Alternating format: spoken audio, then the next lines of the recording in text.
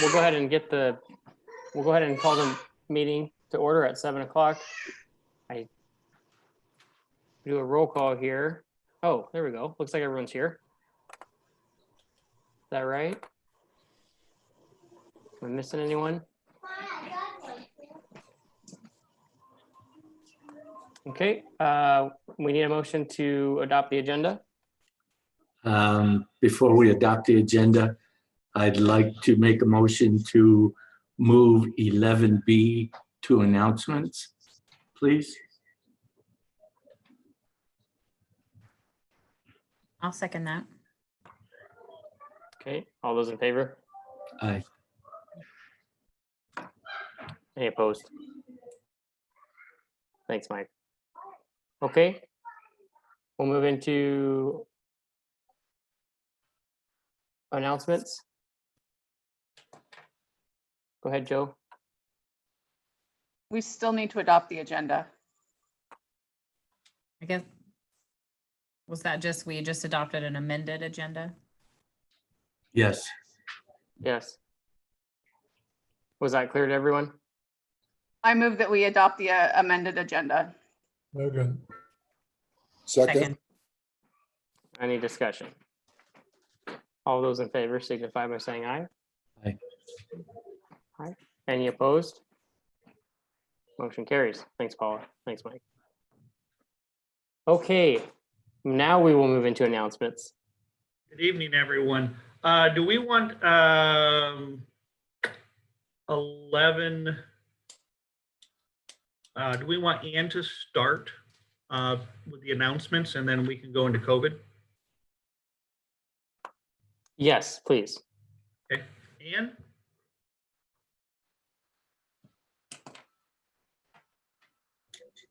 So you, to see if we can you turn yours off, Mike? I did. Okay, we've got echoes. I thought I did. Did you mute it? I muted.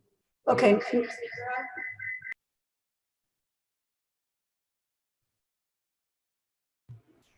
I apologize there.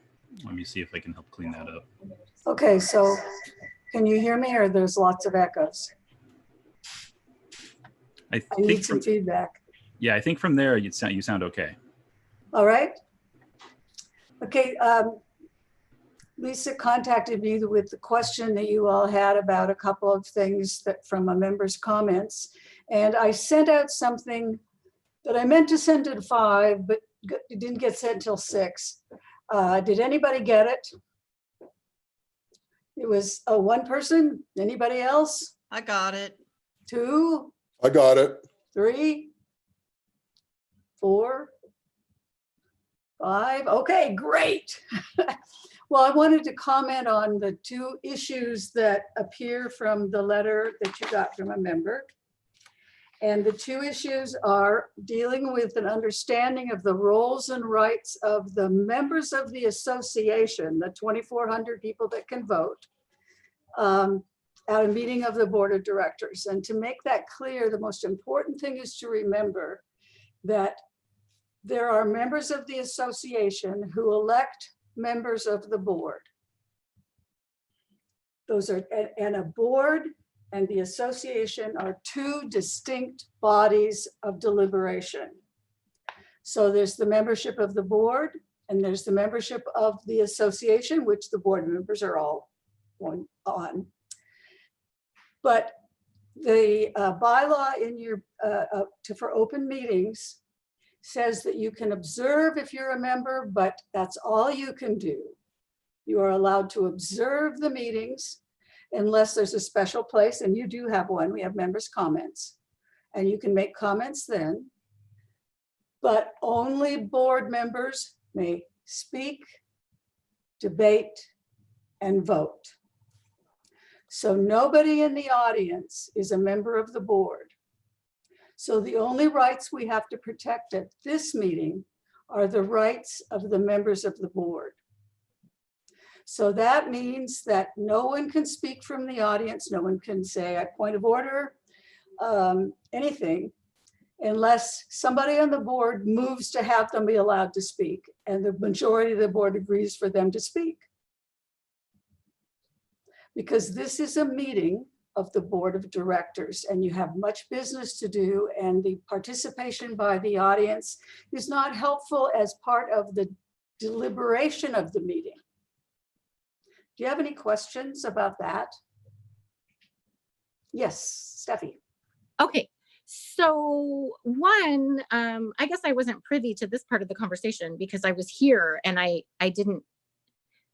saw the question that they wanted forwarded to you was about the motion to lay on the table, which you're going to discuss, I know, next. But this part is all new to me. This is like a surprise. And also, how would a community member stand up and say point of order if we have to recognize that they speak first? We would just ignore them. They may not rise up and say point of order. They are not members of the board of directors. Okay, so The only people that can participate are the board of directors. okay, so if we don't raise the point of order, then you're saying that the audience, that no one else can. No, just members. That's your meeting. It's not their meeting, it's your meeting. This I is a get- different group of members. You have a board that is elected to do the business of the association. Right. I totally understand that. And I know you guys keep repeating that, but I'm asking explicitly, you're saying that anyone outside of the board does not have the right to raise a point of order. Right, that is true. They do Okay, well, not I'm gonna have the research right. that. Okay, I've been reading a lot of Robert's rules. I'm just gonna research that because I think that that is, You need to know that, have you read this? I'm sorry, I can't see you. This is the, oh, you can't see me. This is the Robert's Rules of Order in brief, all of which you got a copy of. Yes, I've read that and I've also gotten the more extended edition. So that's Okay, why I'm saying And I that. have that one too. Right, I know you do. I'm not trying to argue with you. I'm saying that I'm gonna look this up because my understanding was completely different. And your understanding is incorrect and an often misperception of people who are not on the members on the board. And I've studied this for years. Well, I'm not trying to challenge you. I'm trying to clarify and speak with you about this, just to be Okay, clear. That's fine, but I guess I don't quite understand why you would think the board members should be able to speak up. The non-board members should be able to speak out during a board meeting. In order to raise the point of order. But that's a motion. And they can't raise a point of order. It's not a motion. It it's is a point of motion. order. Just like if It's an incidental motion. It's under Okay, never- incidental motions. I'll drop the discussion. Thank you, Anne. Is there any other, Joshua? Yeah, how are you doing, Ann? I'm doing okay, surviving. Awesome. I thought you just hit on that they can raise a point of order, but it would have to be voted on by the board. No, they cannot raise a point of Okay. order. Sorry, I must have heard that wrong. I just wanted to clarify that. No, it's, you guys are the only ones that are participating in the meeting. Okay, And in fact, even your the staff only speaks when you want them to speak. right. So you are doing your deliberation and you should monitor as the meeting is going on if you think the rules are being violated. And if you think they are, you call out a point of order. Thank you. I don't know how to be stronger in this. It's a No, real- it's fine. I thought I heard that differently when you said it. It's like they can't do it, but they can, the No. board would have to vote on it. No, Okay, if they want to speak, they could only go up to one of you all and say, would you make a motion to let me speak on something? people And do then that? you would make the motion and the board would decide whether they wanted to hear you. because this is not their meeting. It would be if they had information to add that they felt was absolutely essential, but you decide if you want to hear it. This is your meeting. I understand that this has been something that's been a pattern where it's been real easy to call on the people that are in the room. When you're having a meeting of the board, the only time they speak is when the comments happen, or when somebody says, I would like to have so-and-so give us the such and such amount of money we have that no one else seems to know about. And then you could say, yeah, we'll want to hear that. So you vote, and it takes a majority vote, and then you can talk. But when you finish talking, you're not talking anymore. Understood. This is a really important point, that the people outside the circle who are not members of the board are observers. Steffi? Okay, so it says that any member may call the attention of the chair to the violation of the rules. To do so, you stand up, interrupt the chair or speaker if necessary, and without waiting to be recognized, call out point of order. Anyone speaking takes a seat, and the chair says the member will state her point of order. The member.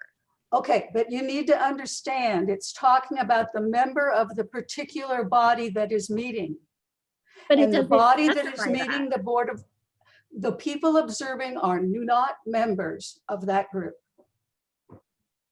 They are But our members of bylaws- there are members of the association who choose and elect people to make decisions. This I body understand that. is a totally different body, and that's whose rights are being protected at this point, not the people listening outside.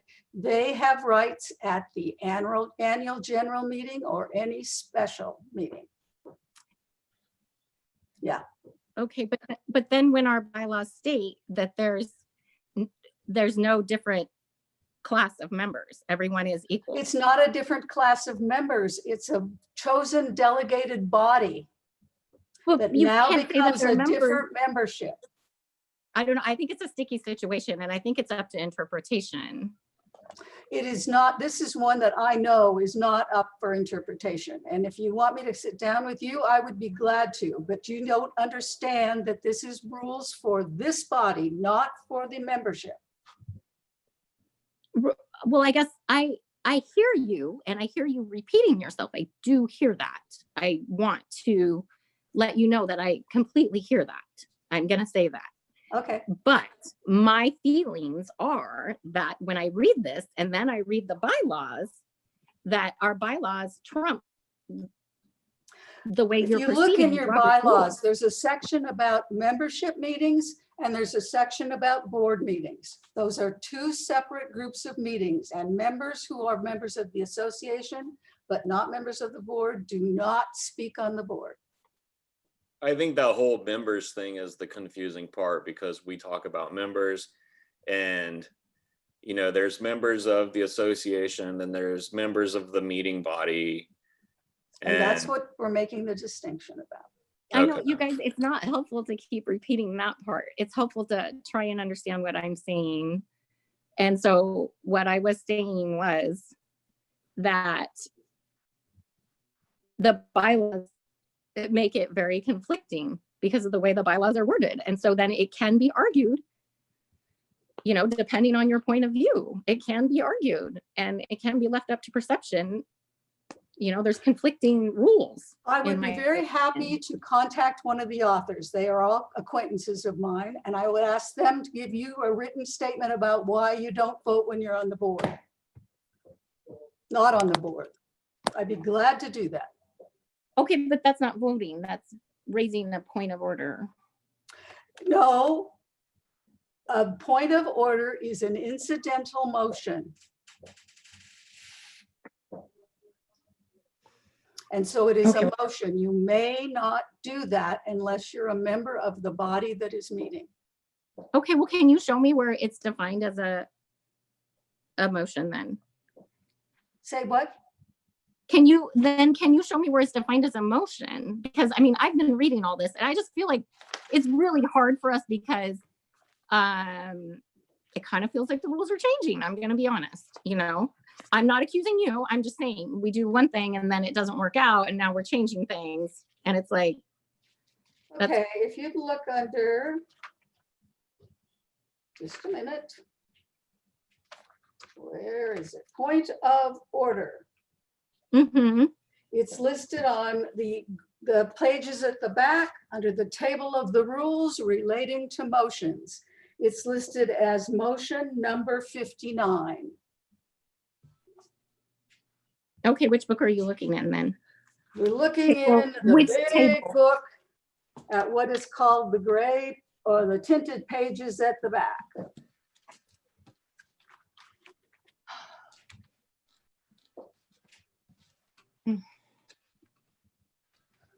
Okay, Hey, and then I've got a it's quick actually- question. Yeah, So you mentioned, sorry, Linda, I saw your hand was up too. I'll be quick. So you mentioned that members of the audience could approach a board member to rise to the point for the board member to rise to the point of order. How does something like No. that happen? no, isn't what I said. Okay, can you clarify what you said then? Sorry. If somebody, first of all, the point of order is really nothing that anybody but a member can do. And that's the member of the board of Okay. directors. If you as a board member think that there's somebody in the audience that has some information that people ought to hear, you may say, seek recognition and say, I move that we allowed so-and-so to give us this information. And then Andrew would say, is there a second? And then it's been moved and seconded that so-and-so be allowed to speak. Is there any discussion on that? Hearing none, all those in favor of allowing so-and-so to speak on this subject, say aye, those say no. Right. And then the person does their speaking on that and they're done. So I or whoever else would have to know that someone has something to say to begin with. Or they could come up and tug on your arm. Right. So how would that, oh man, that would be an interesting meeting, right? So how would that happen in Zoom? Like, Well, know, but this very, very, very, very seldom happens in meetings. okay. You brought it up, so I'm just asking. Yeah, it's not a common practice that the people who are members of the association, but not members of the board, participate in the board unless the board really has a reason for them to do it. Okay. Who had their hand up? Somebody did.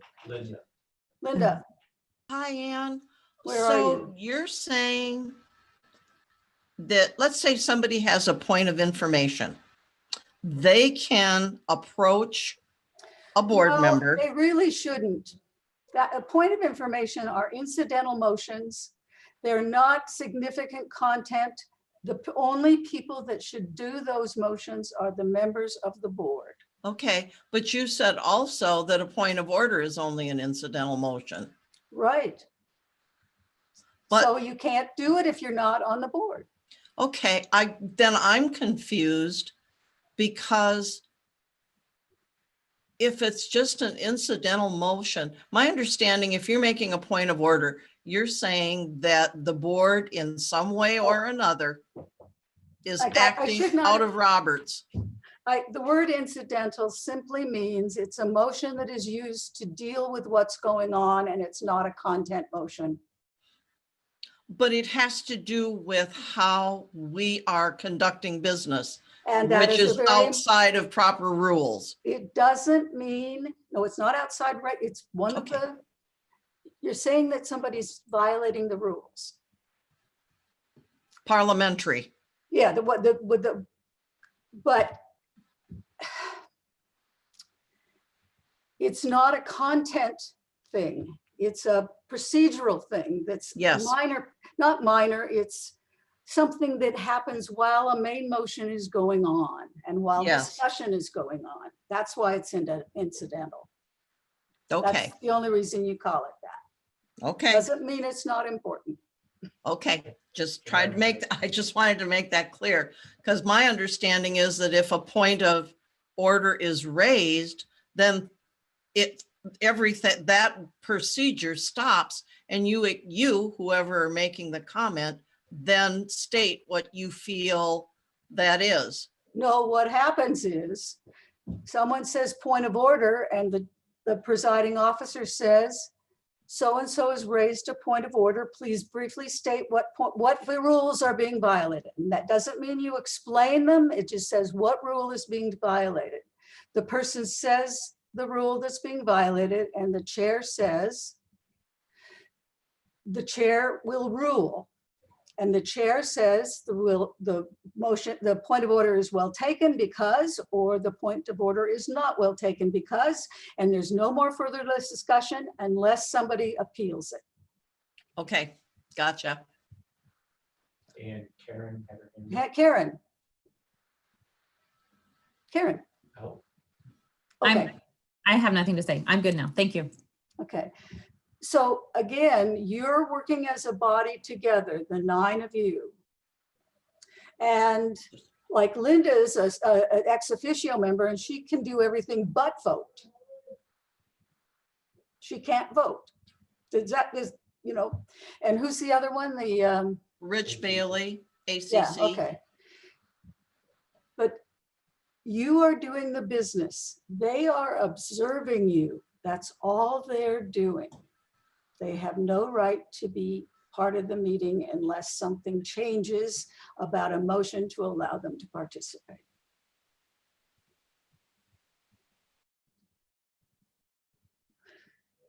I'm feeling like, Steffi, nothing's going to convince you, and I'm sorry, but That's an incorrect assumption. what? I said that's an incorrect Oh, I'm assumption. sorry. But It's not that nothing. I was just asking for specific things and I was getting the same answers that weren't answering my questions repeated. And that frustrates me. And that's, well, okay, I don't understand what I didn't answer. well, it's fine. It doesn't matter. I'm ready to go on to the next thing and I'll do my research. And then if I need to contact you, then I'll ask for permission to contact the parliamentarian. Okay, that'd be fine. Okay, perfect. Okay. The next thing, I did observe the last meeting, the first hour. I watched it on YouTube. And a couple of things struck me that I wanted to call your attention to when you're doing this on Zoom. One of them is when you make a motion, Andrew, I think it would be really good for you to say, it has been moved and seconded to and repeat it. Something happened at the last meeting, Linda, the motion you made about the company doing the elections. Yes. You said run the AGM. And you're not asking him to run the AGM. That was the way the motion was stated when I listened to it. You said, I move that such and such be chosen to run our AGM meeting. And so that needed to be clarified because that's not what you meant. You don't want them to come in and take Lisa's job. You want them to Well, come I in want and them to count come the in and votes. count all the ballots. You betcha. And so when you, if Andrew, you repeated it back, then she could hear, oh, I didn't say that right. I meant to say, and we get the motion really clear. So Yes. anytime a motion is made, it's really helpful. In fact, Robert says the motion isn't on the floor until the chair states it. That is, the chair states it's been moved and seconded to do such and such. And then it's on the floor. But that makes sure you've got the exact wording. And some wonderful person last time said, I so move. Who did that? Does anybody remember when somebody asked for a motion and they said, I so move? I may have been guilty of that. No, it wasn't you. Yeah. It was okay. a guy. And you don't want to do that because it doesn't help the person taking the notes and it doesn't help the president know exactly what he's voting on. Even if it's the, I move to approve the, like you did it right today, I move to approve the adopt amended agenda. But so don't say I so move. That doesn't give any information to the secretary or to the president about exactly what you're moving. And that Yeah, would that was clarify some me. things. Thanks for sharing that. That's Rob. I often will say so moved. I Thank know, you and I for used sharing to that. too. Appreciate you saying that to me. It's a good thing to kind of break yourself up because it causes difficulties sometimes for people and for keeping records. Okay, then the third thing is, what about lay on the table? I thought the best way to do this was act out something and then you could ask questions about it. And are you willing to do that for 3 minutes? Yes. I am. Sounds good to me. Sure. Okay, so we've got a script. And it's on those of you that have a copy of it, it's on the second page of the email I sent. So I'm going to act as the chair simply because then you guys don't have to fiddle with that. And I need a member A. I'll be member A. Mike's going to be member A. A member B. I'll be member B. Okay. Member C. I'll be C. Great. D. Which one has the best lines? I don't know. One of the motions is really stupid, so that would be the best line. Did anyone pick D? I'll pick D. Oh, Andrew, did you pick D? Oh, who- Josh can have it. It's all his. All right. Okay, and then let's see, do I have an E? AJ. Okay, an F I'll take F. and a G. I'll take G. Great.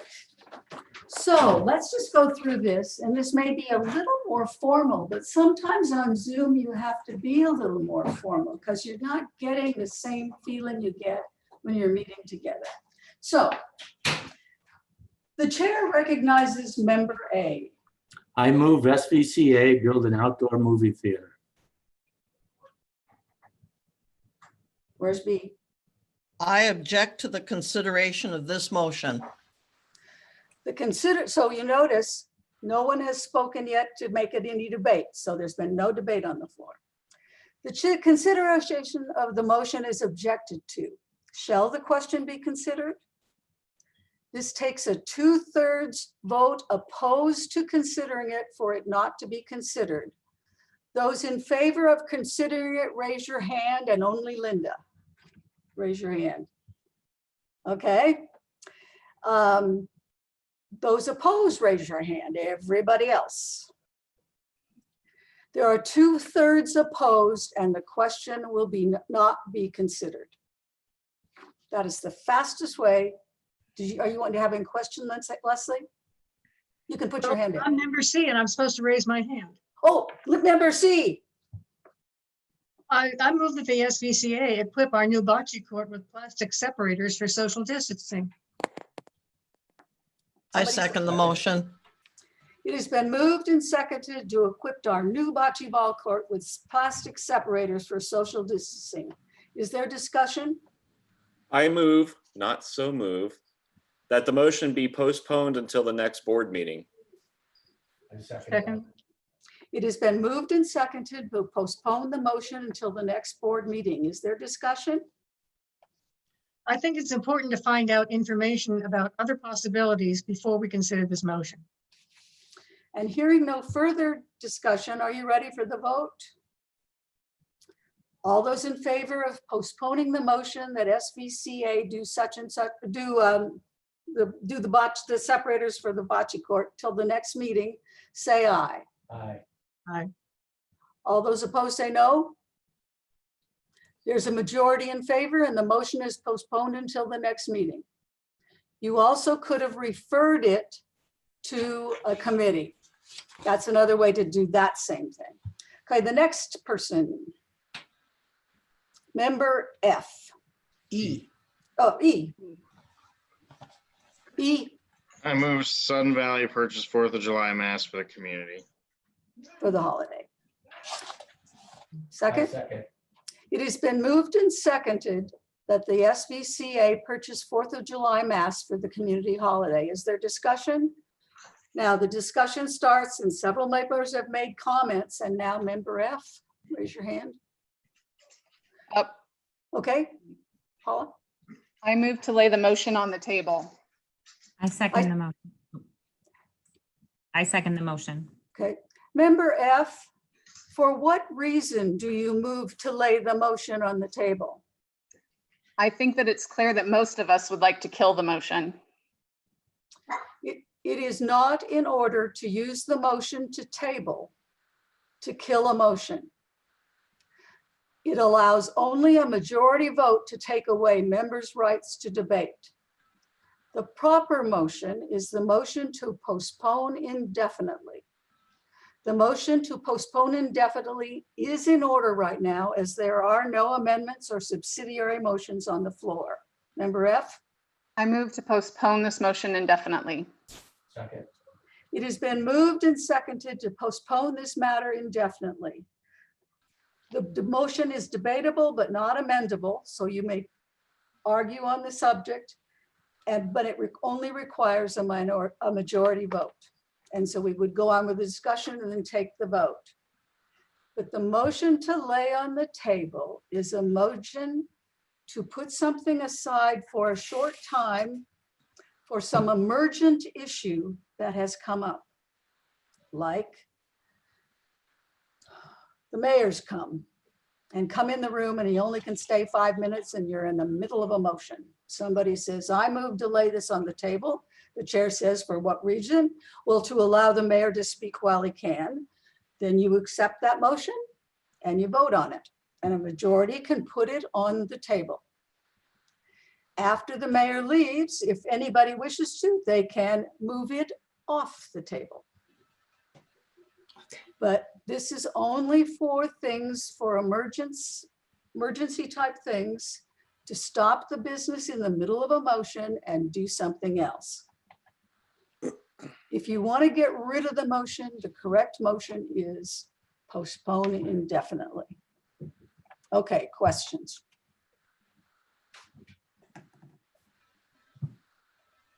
Makes sense to me.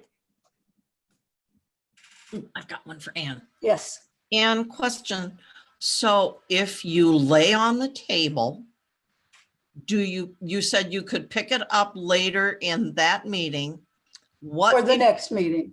Or the next meeting, but should you state that it be discussed at the next meeting when you move the table till the next meeting?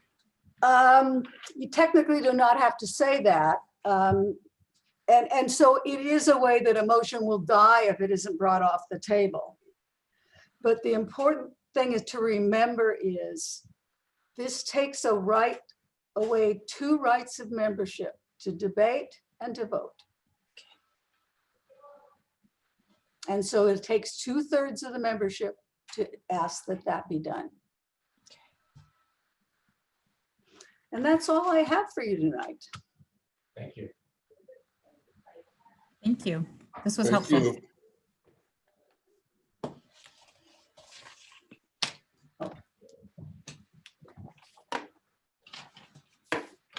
And thank you so much. That was fantastic. And thank you for being here this evening. We all really appreciate it. Thanks, Ann. Thank you. Thank you. Good learning. Thank you very much. Yeah.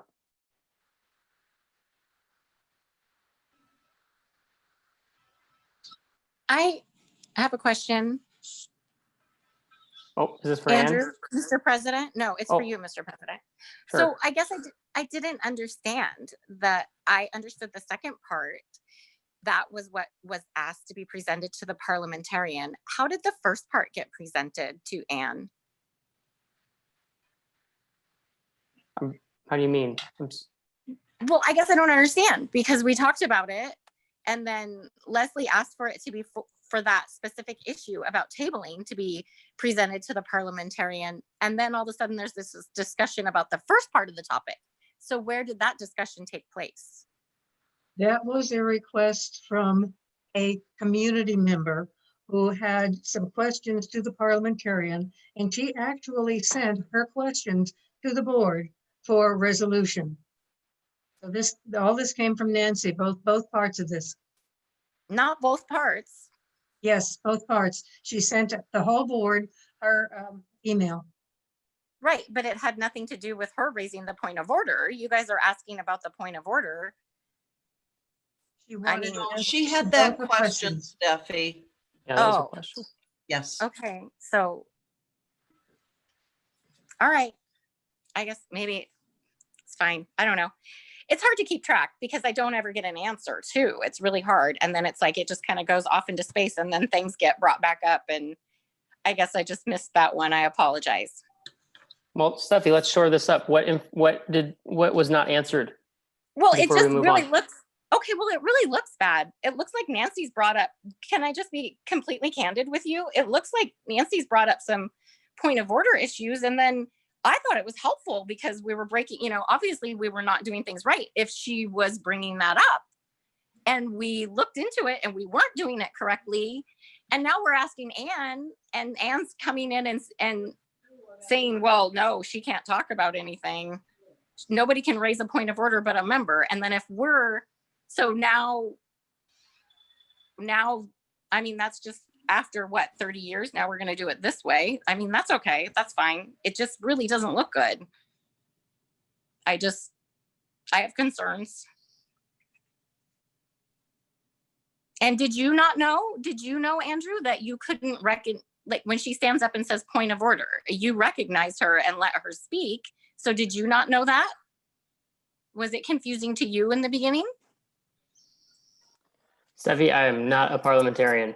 I will I know, be I just don't. open about it's that. not- And so that was part of the reason why we made the decision to bring Ann in this evening. And we'll talk a little bit more about how we might be able to get some more help, some continuous help in the future at board meetings at an agenda item that we'll talk about later this evening. There's a lot that I don't know, Steffi, about the parliamentarian process, and maybe there's times where I have been wrong or allowed a member to speak, but I try to look at the intent of what the member is trying to address, and I think as a board we've all been trying to acknowledge our members when they have something to say, and we've been trying to be respectful. And again, this is why we brought Ann in, to tell us what's right and what's wrong. And maybe we've been doing it wrong in the past. Maybe we've been doing it wrong and right in some, whatever. So again, that's why we thought we'd bring in a professional to go over this with us. And we'll talk more about whether we want to enlist Ann's expertise in the future. Later tonight. Okay, I also have another issue. So if a member can only get a hold of a board member in order to raise a concern, how would they do that on these Zoom calls? You disabled the member comments. How do they do that?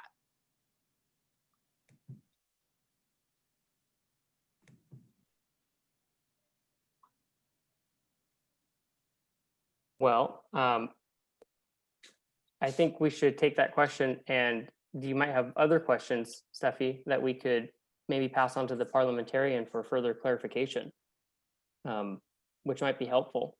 Right, but Do the you and I want to meet parliamentarian with? doesn't run our board. Would you and I and Ann want to? Do you and I want to get on a call with Ann and talk about and hash out some scenarios, like the 3-minute trial that we just, or drill that we just did? I mean, that might be helpful. I don't know. I don't know what's helpful. I think that these are all questions that need to be brought up. That's why I'm bringing it up, because obviously nobody's thinking about that. It Yeah, looks like maybe we're we trying talk to quiet the community. No, And that's so definitely we not need the to intention. think about that. Well, we need to think about that. It looks like that's our intent. Everything's blowing up on my computer. So people will be able to get a hold of me, I guess, when I'm on the board meeting. But yeah, people are unhappy. May I ask, Steffi, that we discuss this in more detail at the Absolutely. agenda item that's later on tonight's? Absolutely. Okay, thanks, Steffi. Okay, we'll move into the COVID-19 status update and association response. Go ahead, Joe. Good evening, everyone. It's been an interesting week with COVID-19, and I will at this time turn it over to Norm to give you guys the updates and his talking points. Good evening, ladies and gentlemen. Tonight's we'll be going over the common operating picture for the response for COVID-19. And as Joe indicated, it's been an interesting week. I'll start off with the big question everybody has. When are we moving to phase 3? The answer from public health today to the mayors, small city mayors in unincorporated areas when the metrics for phase 3 are being met, and currently they are not being met. And they are not being, we are also failing on our phase 2 metrics as well. Whatcom County confirmed cases as of the last check-in on their dashboard, public health, was 554, 40 deaths. John Hopkins reports that there's 33 new cases from yesterday.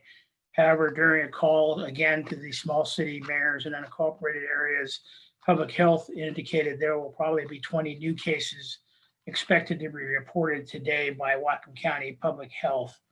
Washington State is, as we are aware, with the issues in Yakima County, the confirmed case count is also elevating, currently listed at 29,869, with deaths of about 1,293.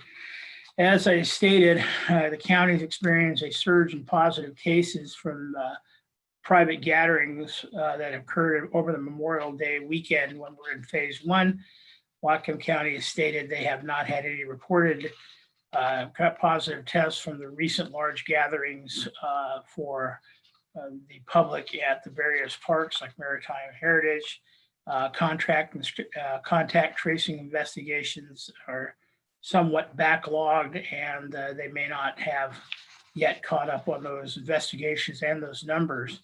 The objectives for Unified Command haven't changed from period 14. However, they're still planning for additional waves of COVID-19 as we're seeing now. And currently they're focusing primarily on isolation and quarantine at the Byron Street facility. They're also focusing on the food security units, distributing food from the food bank in Bellingham and others out to the county. They're doing about 1,000 box meals per week. And they're also planning for transition to recovery, as well as potential medical surge operations needed should the hospital suddenly be stressed, as is occurring in Yakima County, where they're shifting patients out of the hospital to other locations. Again, their key points of their priorities as far as their messaging go will be to continue to put out information on phase 2 safety requirements to drive down the super spreader events, and that includes also the requirement for face coverings that goes into effect tomorrow as per the governor's statewide order. Sudden Valley objectives have changed slightly for this. We're going to continue, our top priority is to continue to push out messages from the governor's office and public health on the face covering mandatory use, which is tomorrow, because it carries the preponderance of law. If you get the Sudden Valley e-blast, you will notice that the special edition came out today with what those requirements are from public health that we're being asked to push out. We're also continuing to cascading messages out about social distancing, gathering for the phase 2 safety recommendations and requirements are currently in place, monitoring the economic impacts of Sudden Valley, continue to partner and monitor with our community partners about burdens the community may be experiencing in obtaining items such as food, paying bills, et cetera. And there are opportunities available to ease that burden through private entities as well. We've suspended or put on hold a lot of our phase 3 planning because that is currently not obtainable with our current metrics. We have done a majority of it, but as far as continuing that planning process is suspended at this time until it appears that we'll be able to submit those to public health when there is a movement to go ahead and apply for phase 3 by the county. And we are also started planning for a potential diminution of staff due to being ill because of the spread of the virus. The numbers are what they are. There's one fact that was brought up today by Unified Command is their contract tracing is looking as an example of one person that was at one of these large gatherings that managed to infect 12 other people. So we feel that we need to be ready for loss of staff because you may not know that you've actually been in contact with somebody that's asymptomatic. A lot of symptoms don't show. However, CDC has added 3 more potential warning flags as far as symptoms today, and also changed that personnel at risk from people over 65 to people of any age that may be falling into high-risk categories such as heart disease, congenital heart disease, et cetera, that they have put out. Current operations for our Sudden Valley at phase 2 will be working, and we will be complying with the governor's order for face coverings for the association employees starting tomorrow. Continue to push out information on social gatherings to the community, the requirements of phase 2, and our essential staffing is unchanged at phase 2. Our meeting schedules with our agency partners, county officials, as well as Unified Command and other county mayors and the unincorporated areas is unchanged. Current status of Washington counties, where they're at as far as their different phases. In phase 1, you have 3 counties currently. Phase 1.5, there's 2. Counties in phase 2 is 17, and counties in phase 3 are 17. Again, the requirements and safety for phase 2 has unchanged. We sent a flyer out last week, and that is still the current requirements from public health as well as the CDC. Okay, enforcement. This is everybody's mind on enforcement for mask coverings in particular. The governor has stated that he feels Washingtonians will basically step up and do what they have done in the previous phase 1, which is take this seriously and comply with self-compliance. However, there is also a lot of chatter out there that this is not being widely accepted as a deterrent or a way to minimize the spread of the virus. And in some cases, people are taking this as an infringement on their rights. It is a misdemeanor if law enforcement were to investigate a person that has violated the Face Coverings Act. It's a $1,000 fine. However, Sheriff Elfo issued a statement today on the Whatcom County Facebook page stating that the Whatcom County Sheriff's Office will continue their process of education when these call in. And if you contact Whatcom Dispatch to notify them of a face covering violation, they will take down your information. They will probably most likely not be dispatching a unit to that unless there's an extenuating circumstance. Businesses, however, are have to comply with this for their opening in phase 2. So those that have instituted and will be required for face masking will be asking their patrons to do that. And if they do not take this seriously as businesses go, the governor has indicated that they could have loss of their business license, as well as fines and citations. Like I said, our frequency of external messages has not changed. However, we did put out a special today for, as we said, an e-blast. We still are primarily sticking to the schedule that's been established for Tuesdays and what's called just-in-time issues like today. And those will be touching on all the emergent issues that are coming up. Again, Unified Command as well as Public Health is asking the community to go to Whatcom COVID, that's www.whatcomcovid.com, to get the vetted and updated information. And on that, there are several links to like the Whatcom County Health Department, state health department, and as well as the governor's office. So you can look at the various information that's been posted on those vetted and secure sites. And that is my report, unless there's any questions. Okay, seeing none, thank you for your time and stay safe and wear your face mask tomorrow. Thanks, Norm. Great job as usual. You've left all of us speechless.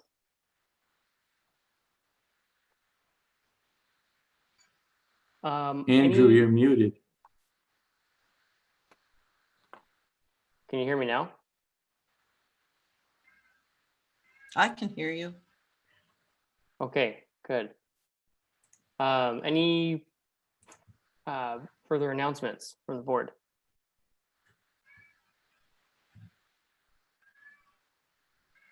I'll just note that I believe it was Ann Gray and probably many others who coordinated and organized the tour around the valley for our graduating seniors.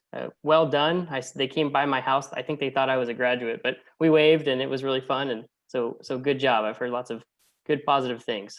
So well done. Virtual round of applause to everyone involved, and congratulations on our Sun Valley graduates. Oh, I have an announcement. Go ahead. There's still one opening in ACC that is open. Still, Rich, don't you still have one opening, or have you selected have you filled both of your slots? You're muted, Rich. We still have one opening, well, depending upon what happens tonight. And that time frame closes, I think, tomorrow. Yes. So I'll be coming back to the board in the first part of July for approval on the replacement for that second vacancy. And we still have 2 candidates, so. Okay, thank you, Rich. I just wanted to make sure that was covered. Thanks, Linda. Any further board member announcements before we move into property owner comments? Okay, John, we'll go ahead and move into our property owner comments. Thank you. All right, sounds good. We've got one hand up already here. I'll bring you over here. Nancy, go ahead and give your name and address, please. Nancy Ellionac for Sandalwood Circle, and I would like to talk again about the point of order and bring up 2 points your parliamentarian did not address. So from Robert's Rules of Order, when a member thinks that a rules of the assembly are being violated, he can make a point of order, thereby calling upon the chair for ruling and enforcement of the rules. Also, although the presiding officer has the responsibility of enforcing any rules, any member who believes he has noticed a case where the chair is failing to do so can, at the time the breach occurs, call attention to it by making a point of order. The effect is to require the chair to make a ruling on the question involved. And finally, it is the right of every member who notices a breach of the rules to insist on their enforcement. So what members are we talking about? And I will read you from page 3, right at the beginning of Robert's Rules of Order, Fact Book version 11. Whenever the term member is used in this book, and I just quoted you 3 passages from that book, it refers to a full participating membership in the assembly unless otherwise specified. There is no separation of members of the board and members of, in general, of the assembly. And in this, your parliamentarian totally ignored that package. The passages I read were not specific to the board meeting. Nothing was qualified about members, just members of the assembly. So under Rules of Order, a member, any member, or every member of the association can raise a point of order if rules are being violated. And that makes deciding who can raise a point of order easy. Association bylaws recognize only one class of association member, owners of lots. There is no other class. The bylaws specify no membership privileges shall be suspended except for non-payment of dues. The only way to create a second-class member with reduced privileges is to amend the membership section of the bylaws. Now, the bylaws do give the board some ability to adopt special rules of order or resolutions, and these must be listed in or attached to the bylaws. No such special rules preventing a member from raising a point of order at any meeting appear in the bylaws. Additionally, the effect of making a board meeting open for observation by members is unclear. If it is interpreted to suspend member rights and privileges, it violates our bylaws. Plus, and this is the second point that I find really amazing, the second page of today's Board of Director agenda invites community members to participate in this remote meeting. And reading that, that overrides this business about observation. You're asking me and other members to participate in your remote meeting. So I am taking you up on that offer right now. And I raise a point of order.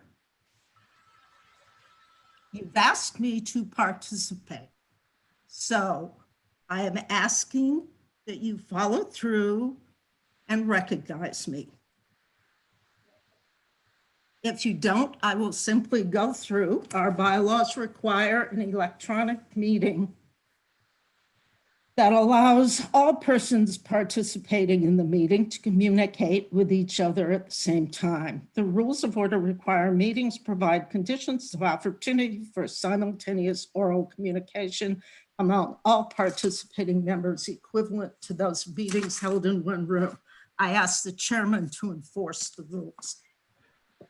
The phrase open for observation is used when you are opening a meeting for the public observers. It's not used for members because the concept of a member just observing isn't there. Members have rights. I flatly disagree with your parliamentarian, and I'm not the only one who disagrees with your parliamentarian. I doubt it will make much difference in this board. And I also suspect the next board of directors meeting will remove that invitation for community members to participate. Thank you. And I would love to answer questions.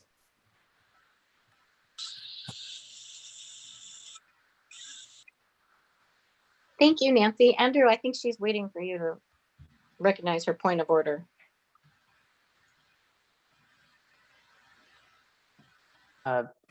Thanks, Nancy. It sounds like you may have been a parliamentarian in your past. Yes. Well, I didn't know that, so that's exciting. I really appreciate you bringing all of your comments to the board. You know, this is community member comment period, so you know you're heard, and yeah, I think you bring up some good points. If you would be willing to write those down, we could shoot those over to our parliamentarian and provide you a response. I mean, that's kind of what's going on in my head. And what does the rest of the group feel? Well, I She have a can problem. get with on- Oh, I'm sorry. Excuse me. Go ahead, Nancy. Or who was going? She can listen to YouTube and hear the same thing. She did not give me the courtesy of sending her response. So I'll be not interested. I nearly said something other than not interested if I send her another thing. Okay, Um, those I- right now, that's the tool that I have at my disposal to respond to you in a meaningful way. Again, so, I am not a parliamentarian.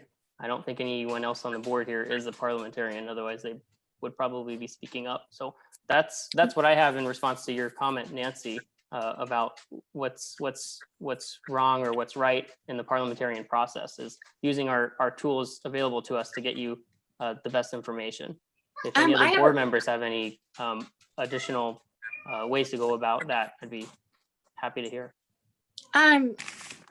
Not that there's a problem. I mean, I think that we could all figure out a way to get the information to Anne, but we refer to Anne for her advice, correct? She doesn't direct the board because then she would have ultimate power over the board. I think it's ultimately the board needs to sit down and discuss all of this information and consider what Nancy's saying, because that's the important part about member contribution, is that maybe they're not volunteering or running for the board, but someone who has also been a parliamentarian can present it in another light. And like I said, it's really sounds like it's open to interpretation.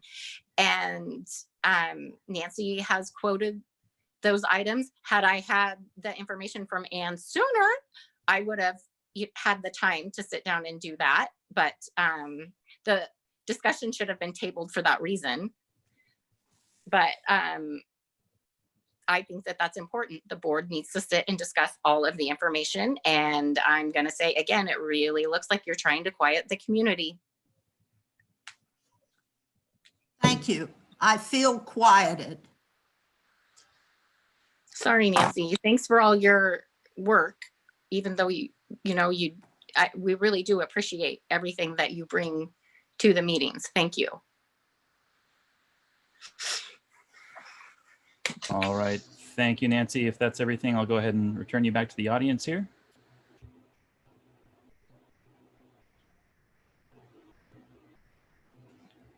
Oops, let's get that going. Come on now.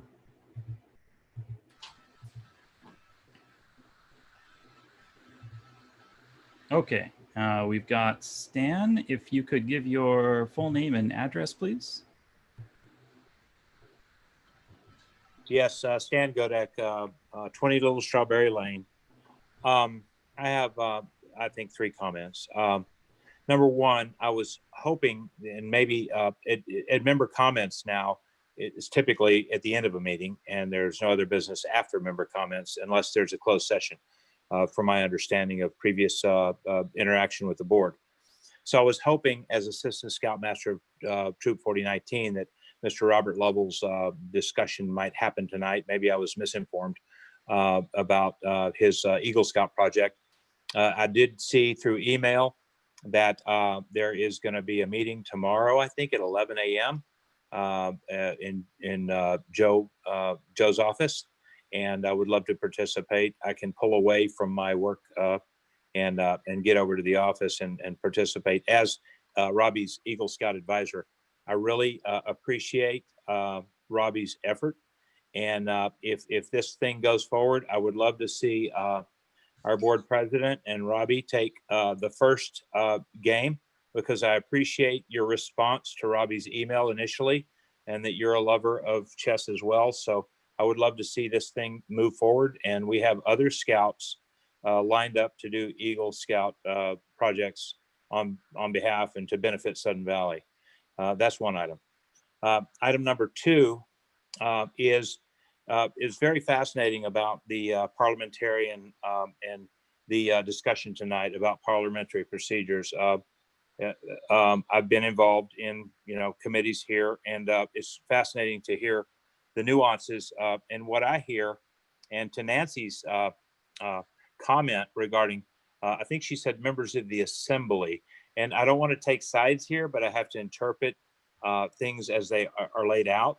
And when I hear members of the assembly, I wonder if that is members of the assembly being a board of directors meeting and being the board, or would assembly mean, members of the community at large?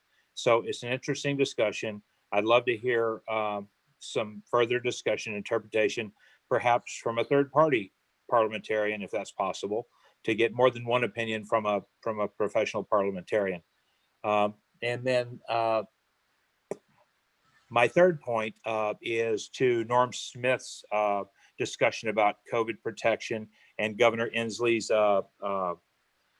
order tomorrow for face covering. And I thank you for Sheriff Elfo's interpretation or communication about how he will react in an educational manner with community members. I want to stress to the community at large and to the board that if I'm not mistaken, and this is directed at Mr. Norm Smith, Governor Inslee's face covering edict is in outdoor settings for people who cannot maintain 6 foot social distancing.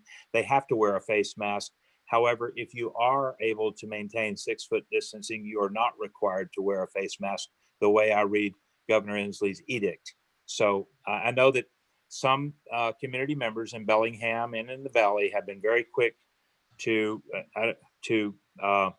tell on, for lack of a better word, community members. But if a person can maintain 6 foot social distancing, I think that member is exempt from wearing a face covering if they are outdoors and they're not part of a business. As Norm said, businesses have to wear those face coverings. So I would love for anybody, if possible, to be able to address when Mr. Lovell's Eagle Scout project may be addressed, if that's possible. And if that means 11 o'clock tomorrow and in Joe's office, that's fine to hear that too. So if anybody could address that, I'd welcome that. If you can't, and this is a purely comment session, I understand that as well. So thank you.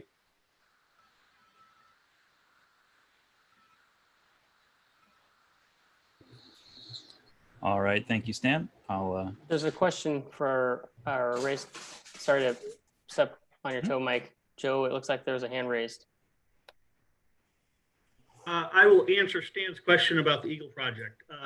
Stan, it is on the agenda for tonight under new business, letter C, as well as the meeting tomorrow is at noon in my office. And I know I shared with the board and I shared with you, my son is one step away. All he has is his final interview and he will be an Eagle Scout. So I look forward to sitting down and speaking to this young man, having been an adult leader myself back in Pennsylvania. So I'm looking forward to meeting him. Thank you very much, Joe. All right, thank you, Stan. I'll go ahead and return you here to the audience. And More questions? Sorry, go ahead. Sounds like, or it looks like, I should say, Norm has a response. Just a short one. Mr. Godek is correct on outdoor requirements of 6 foot social distancing is maintained. However, the science is leaning very heavily toward that face coverings are one of the best tools that are going forward, because we're not in a process to where anybody wants to look at shelter in place again. So yes, he's correct. I suggest that you go to the governor's website and read the memorandum, which is an official proclamation. And if the board would like that sent to them, I will send them that. But it specifies all of the requirements that's going forward, including indoor and office spaces where you cannot be 6 foot apart and you cannot be in your own office per se. So that requirement is out there and it's certainly shareable. Thank you. And if I may chime in as well, looks like we addressed item 3, Stan. So on item 2, I think it's always good to get more than one opinion. So I hear you there, and that's that might be something that we as a board ought to consider. So thank you for bringing that point to us. And to your first point on the Eagle Scout project, I personally look forward to playing a game of chess with Robert. Any other board member responses to Stan? Mr. And I think President, that's Andrew AJ has his hand up. Sorry. In light of what Stan said and the fact that this kid is waiting to discuss this, and I don't think he wants to listen to us jibber jabber about everything, I'd like to make a motion to amend our previously adopted agenda to move the discussion about the chess piece to after the approval of the consent agenda so that we can deal with that and let that member go on his way. I second that. Okay, if I'm listening to Ann right, the motion, I need to repeat the motion. So the motion is to move Robert Lovell's Eagle Scout agenda item to after the consent agenda. I guess if that's okay with Stan and Robert, maybe just good to confirm that with them that they're ready to do that. Kind of just maybe should have done that first. Hey, it's on the table now. All those in favor? Any opposed? Okay, motion carries. Thanks, AJ. So we'll wrap up our property owner comments and we'll get to that right away. Thanks. Good idea. Okay. We do have another hand raised here from Cameron. I'll go ahead and bring him in. And if you could give your full name and address. Cameron Stewart, Sudden Valley Drive. Piggybacking on a little bit with Nancy's comments and the parliamentarian, since we are living in something of a virtual world at the moment, one of the things that the parliamentarian mentioned was being able to grab or approach a board member, and I'm assuming she meant somewhat privately, seeing how that we're all muted, we have no video, or you don't see us, whatever. How are we supposed to grab your attention? You also have chat turned off, so we can't talk to a particular board member. I understand the reasons why, but I realize that some people have no self-control in chatting.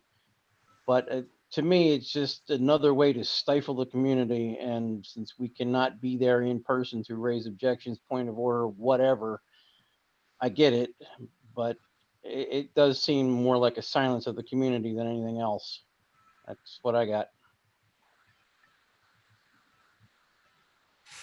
Mr. President, Joshua has his hand up.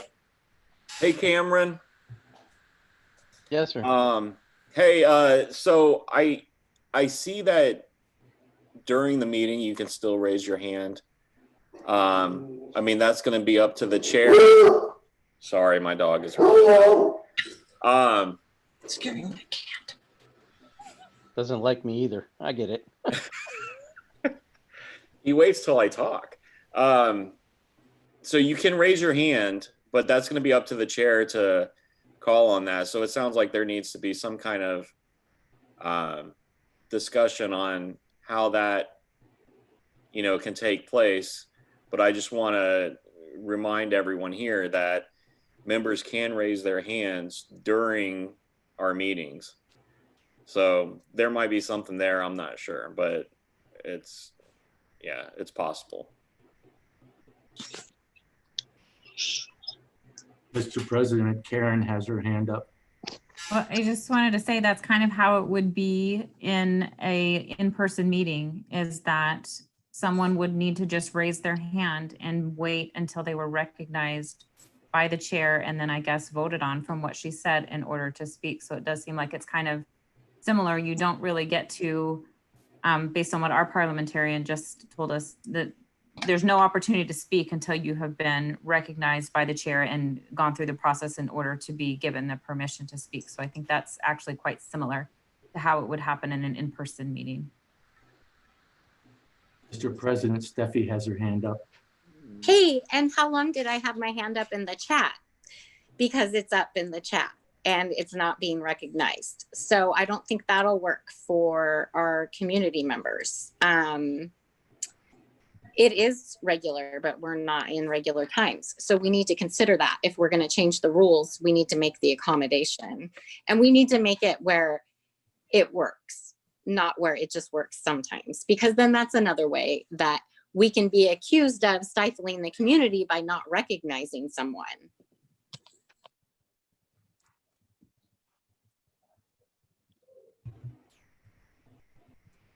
All right. If nothing else, I'll go ahead and return you to the audience here, Cameron. Yeah, I have nothing else. with the virtual world, like I said, it's a bit tougher to grab somebody's attention. We can easily be ignored, where in person, you can't ignore us forever. All right, thank you.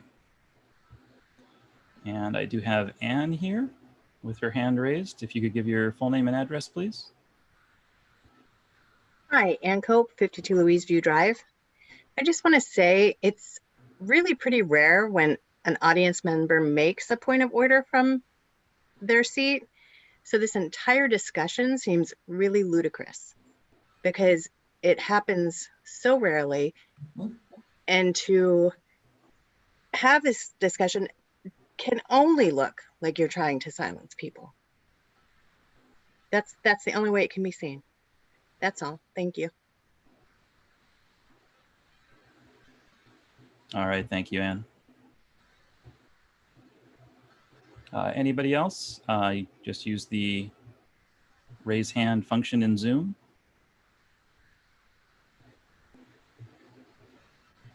It looks like no more hands raised at this time.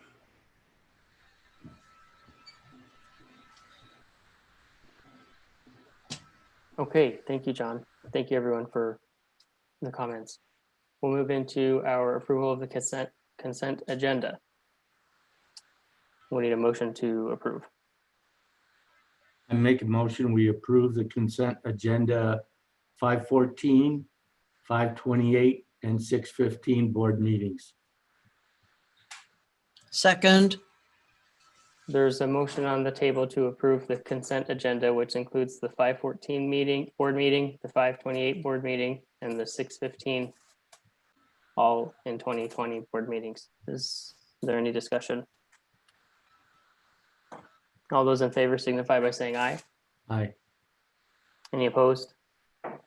Hearing none, the motion carries. Thank you. And we made an amendment to our agenda, and we'll move into Robert's Eagle Scout project.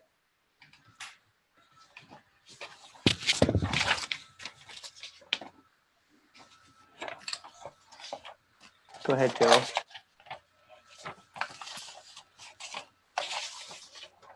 We have on the very last page, Robert sent a letter to the entire board outlining what he wants to do as his Eagle project. History here at Sudden Valley, if anybody, some of the members who have been here, board members and stuff, would remember that there was an Eagle project done down at the Recreation Center for the small dog park. That was an Eagle project. So we do have a history of doing stuff for the Eagle Scouts. His letter is here. Like I said, I have a meeting with him tomorrow at noon. I recommend that we go ahead and do this.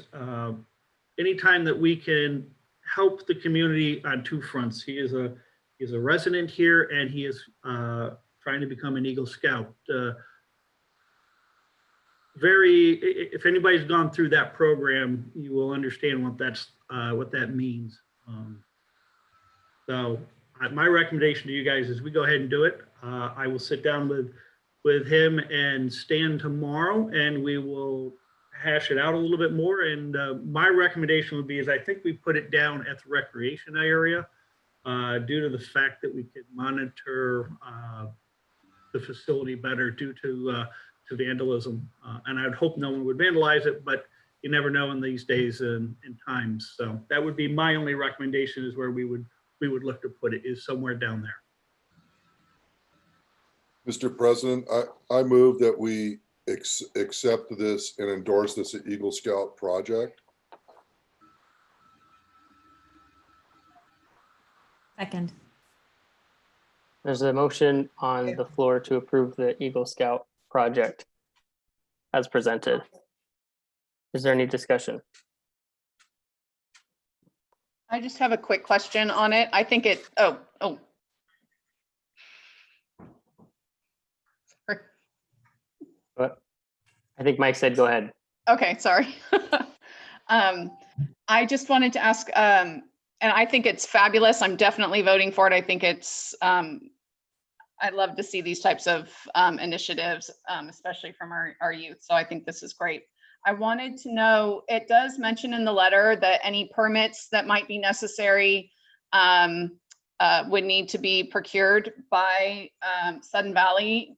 Do you anticipate there actually being any permits for something like that? I can't think of what that would be, but. I don't think so. I think where I'm looking to put it, I'm gonna be outside the high water mark, as well as it's less than 500. It won't be, there will be no shoreline or anything of that nature. So as far as that permit goes, I do not see any permitting as far as that goes. And we're looking at 8 by 12 feet. We're looking at 100 square feet most. So. Right. Okay, that's what I assumed, but I wanted to double check on that. Thank you. And just great job on bringing this forward. I look forward to seeing it in the community. Mr. President, Steffi had her hand up.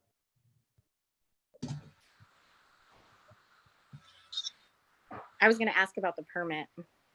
It's okay.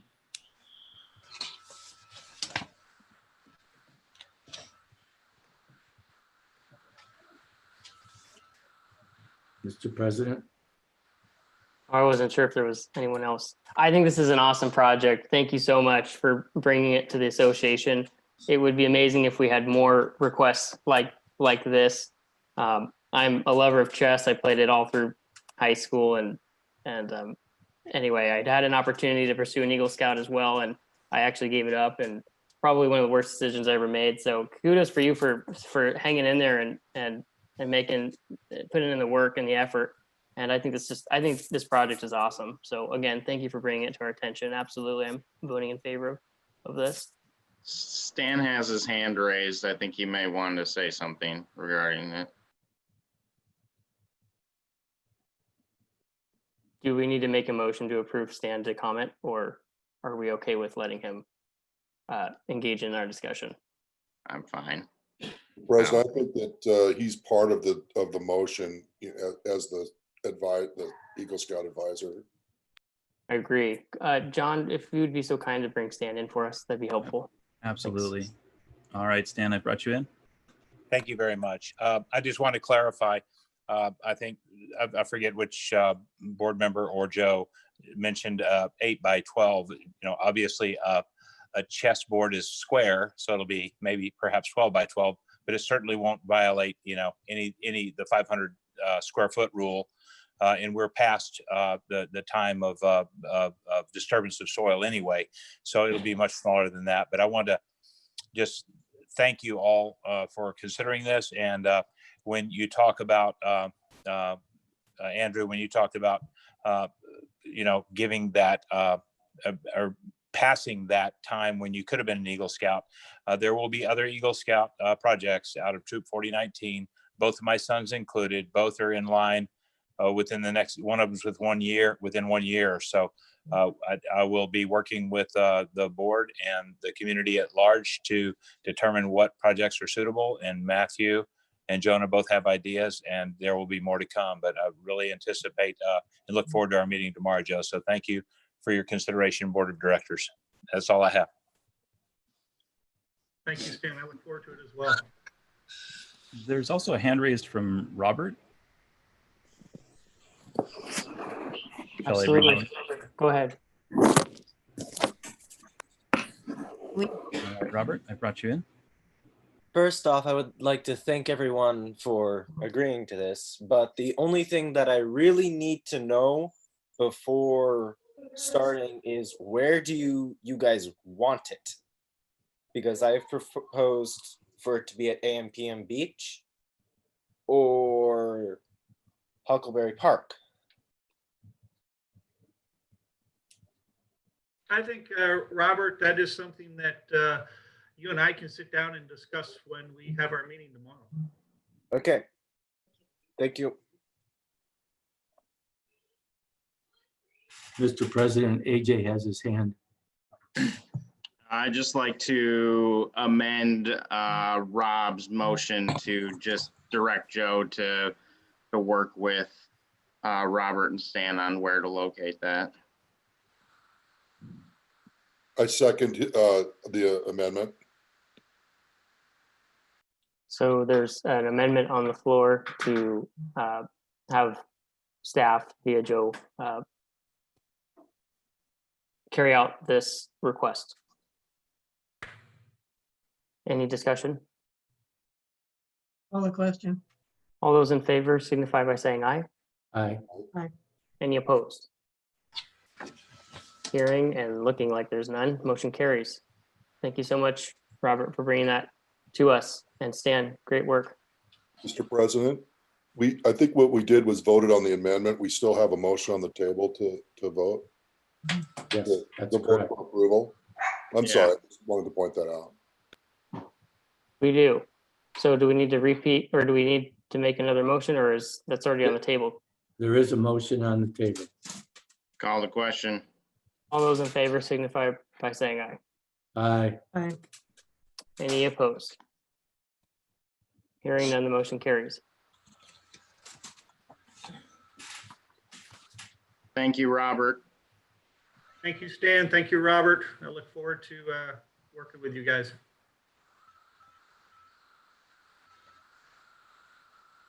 Okay, we'll move into our general manager's report. Go ahead, Joe.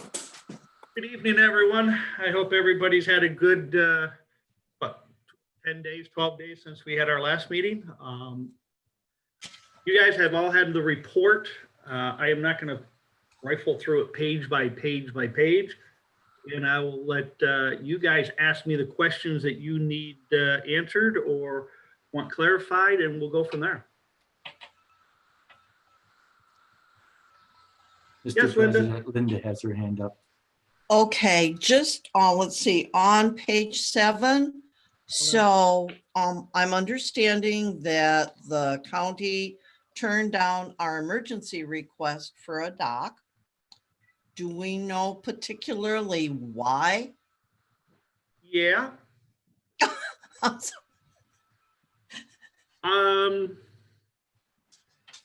Tactfully, I'll do this. Sun Valley did not have permission to put that dock in to begin with. So will they still follow through with the other permits that we have in place? Or are we going to have to do something else besides? No, the emergency permit is done. We will just stay the course with all the other permits going forward.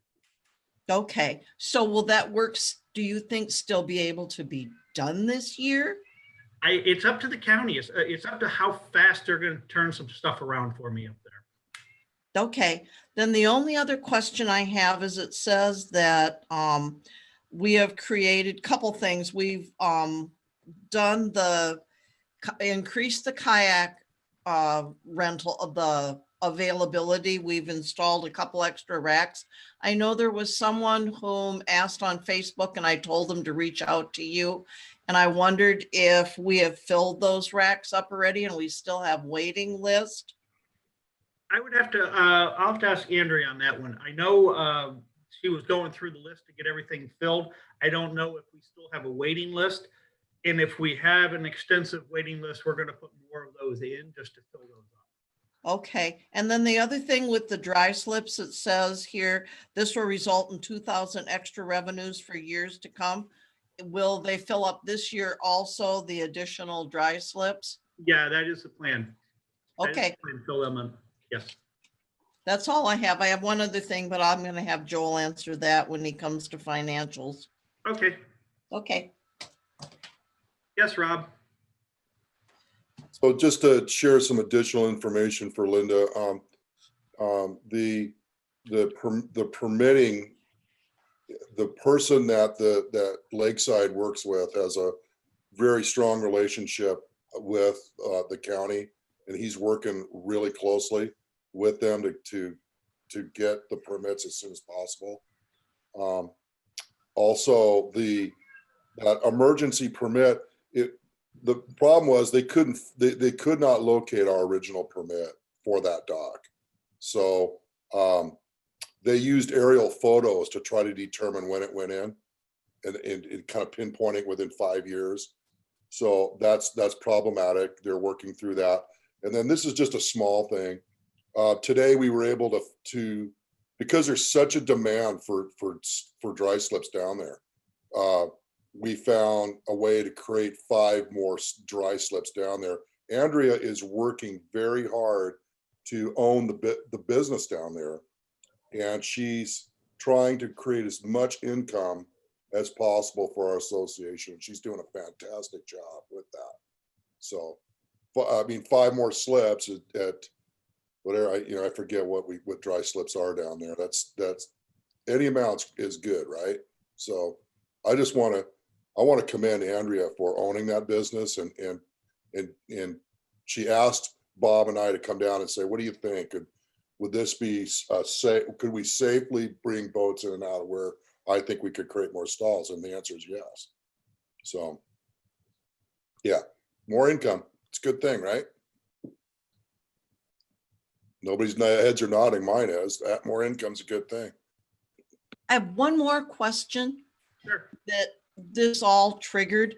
So in your report, you talked about the arm on the launch gate. So is it just open to everybody then, or what are we doing? Yeah, unfortunately, the gate arm is open right now. We have had digital control, Gateway Controls, who does all that for us, out to look at it. We're getting some extra quotes and stuff. It looks like we're ending up might have to replace that quicker than later, due to the fact that there's some issues in there with the loops that are in the concrete, as well as the arm control itself is. Sometime I'll have to tell you about the spider that was in there one year, but that's for another time. I just wondered if we were leaving the gate open. Yeah, we're up right now just because we had a fall. No other choice. Yeah, I had it fall on the vehicle, and I just don't know when it's going to fall, or if it's going to come up, if it's not going to come up, or if it comes up then comes down. So right now it is opened, but Andrea is there Wednesday through Sunday, so that the weekends are our busiest days to get people and get fees for accessing through our launch. Okay, thank you. You're welcome.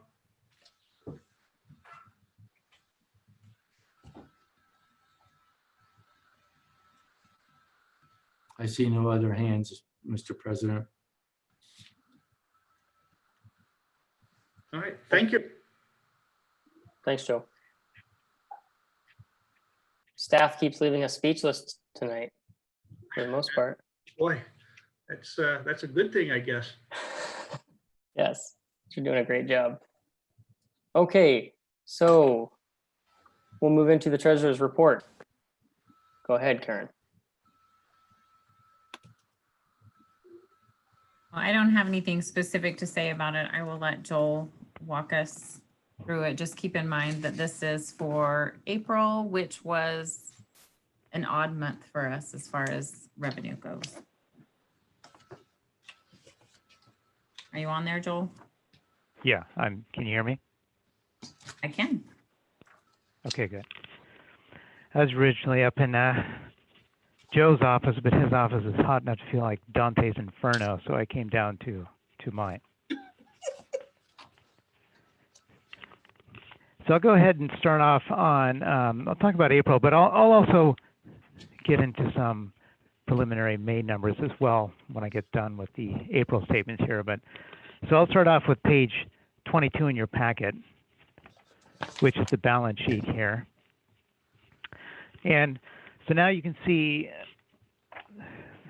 looking back at 2019 statements. So basically total current assets, that first kind of group of numbers there, $742,082.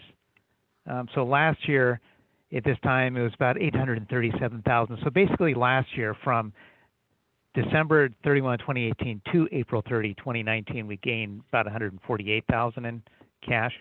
And then this time from December 31, 2019 to April 30, 2020, we decreased 87,840.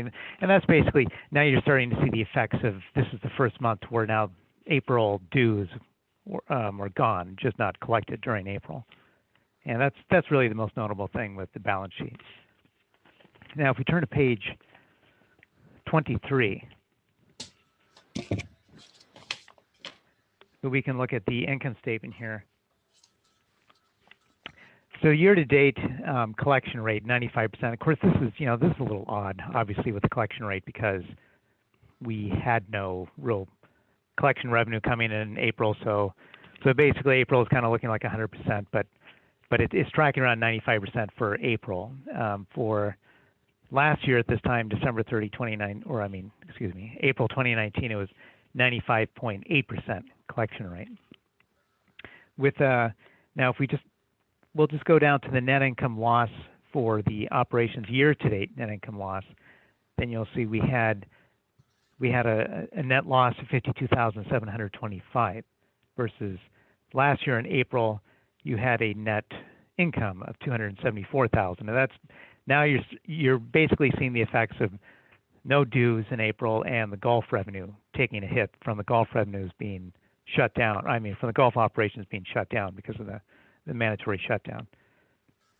In terms of like better, worse than budget. So this year we were worse than budget in terms of income by $246,000. Last year we were better than budget for income by $71,000, which is kind of the same thing as what I just said with what's going on with April. In terms of, I always usually talk about the expense ratio, which is just how much how much expenses do you have versus revenues, and lower number is always better. So last year we had 77.87% expense to revenue ratio. This year at the end of April 2020, it was 105.3%. So that means for every dollar of revenue we had $1.05 in expenses, and that is totally expected to be seen with going without revenue during April for dues. Now, we'll go ahead and turn the page to 24, the capital reserve funds, the cash page. Now, this page is already taking into account which it did last month too, but it's taking into account the projection, like for the rest of the year in terms of the dues that we'll take in.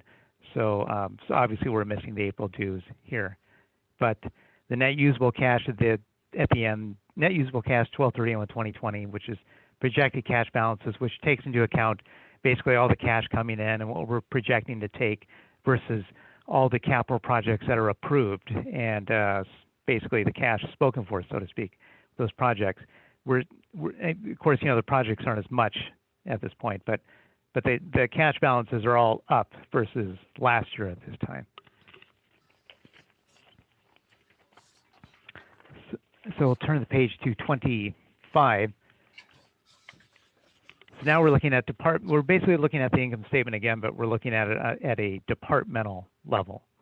And so we'll look at golf, first column there, first column on the left. So now you're seeing for the current month, golf revenues at the end of April 2020, $5,472. We would expect to see this since golf operations were flat out shut down.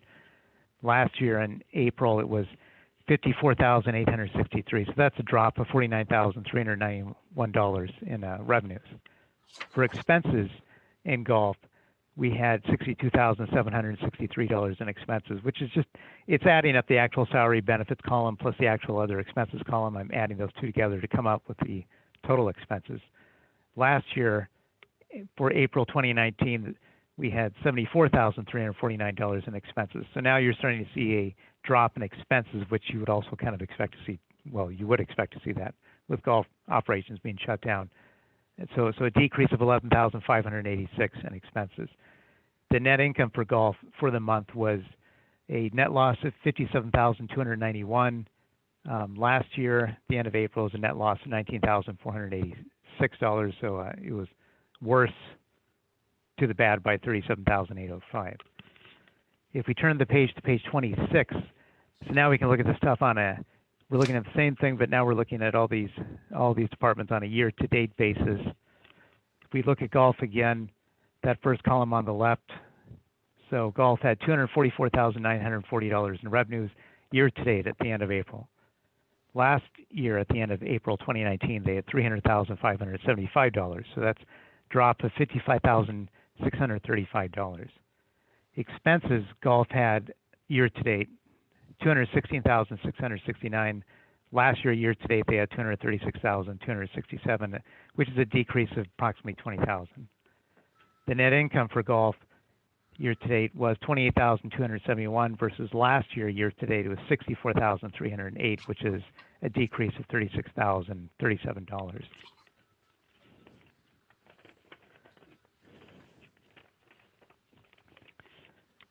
Now, in terms of like preliminary numbers in terms of for May, and now keep in mind we can still have some AP invoices that get slipped through at this point that would be charged against May when we get them, but the numbers, just so to speak, at this point, looking at it, I can see that. So in May 2020, so I'll talk about May 2020 versus May 2019 at this point. So, and I'll talk about collection rate. So May 2019, the collection rate was 96.5%.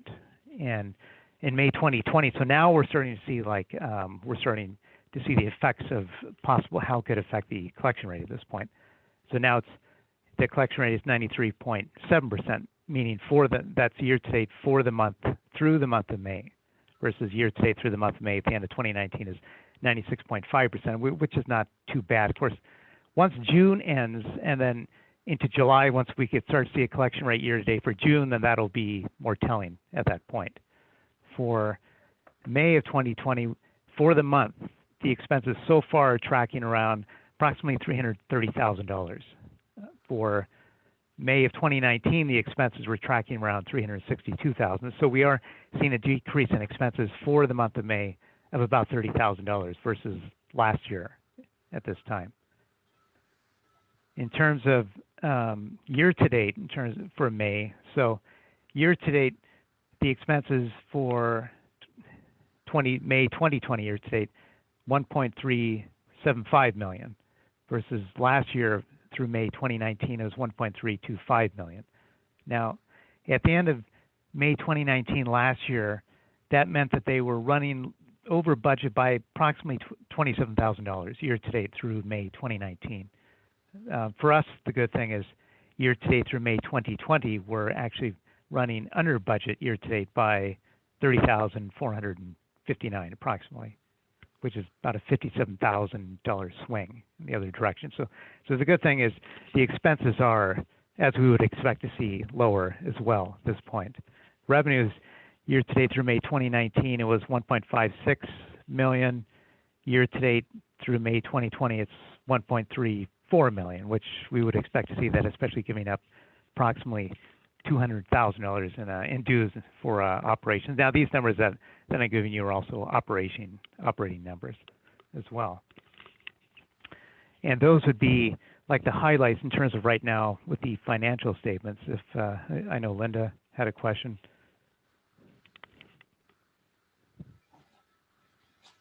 So can I do my question? Are you all done, or do you want me to wait till you're finished? No. Oh, no, go right ahead. Okay, so you've got that one little chart that's back in Joe's report where you say we're collecting at 100%. If we forgave all the dues, how can you say we're collecting at 100%? You know, we actually have I expected to see a zero in here, but there's actually $11,227 that we collected. And I was kind of curious where that came from, first of all. That number I actually tempered it even more, because if I put in the real number, it would look like something crazy like 1,600% or something. And that's because during the month of April, we have like people paying. So basically, we're collecting bad debts, so to speak, like past dues that were owed that get into April. And also, there were a couple like lot consolidations where we took in revenue for that. So basically, when you have those kind of numbers coming in against no budgeted dues revenue, so to speak, like for the month, that's what's triggering that. All so right. I actually just I flattened thought it the at bad 100%. debt reserve was just based on our dues and assessments and the bad debt generated by those. So that's why I'm asking. So here's my thing that is upsetting to me. It's true that if you look in the total in the right-hand corner, indeed, if we were collecting our full 92%, we would have $669,770. we only collected, actually, if I'm correct about this, 522,620, correct? Are you looking at the, are you back in the income statement again? I'm on page 23 on the Okay, top. yeah.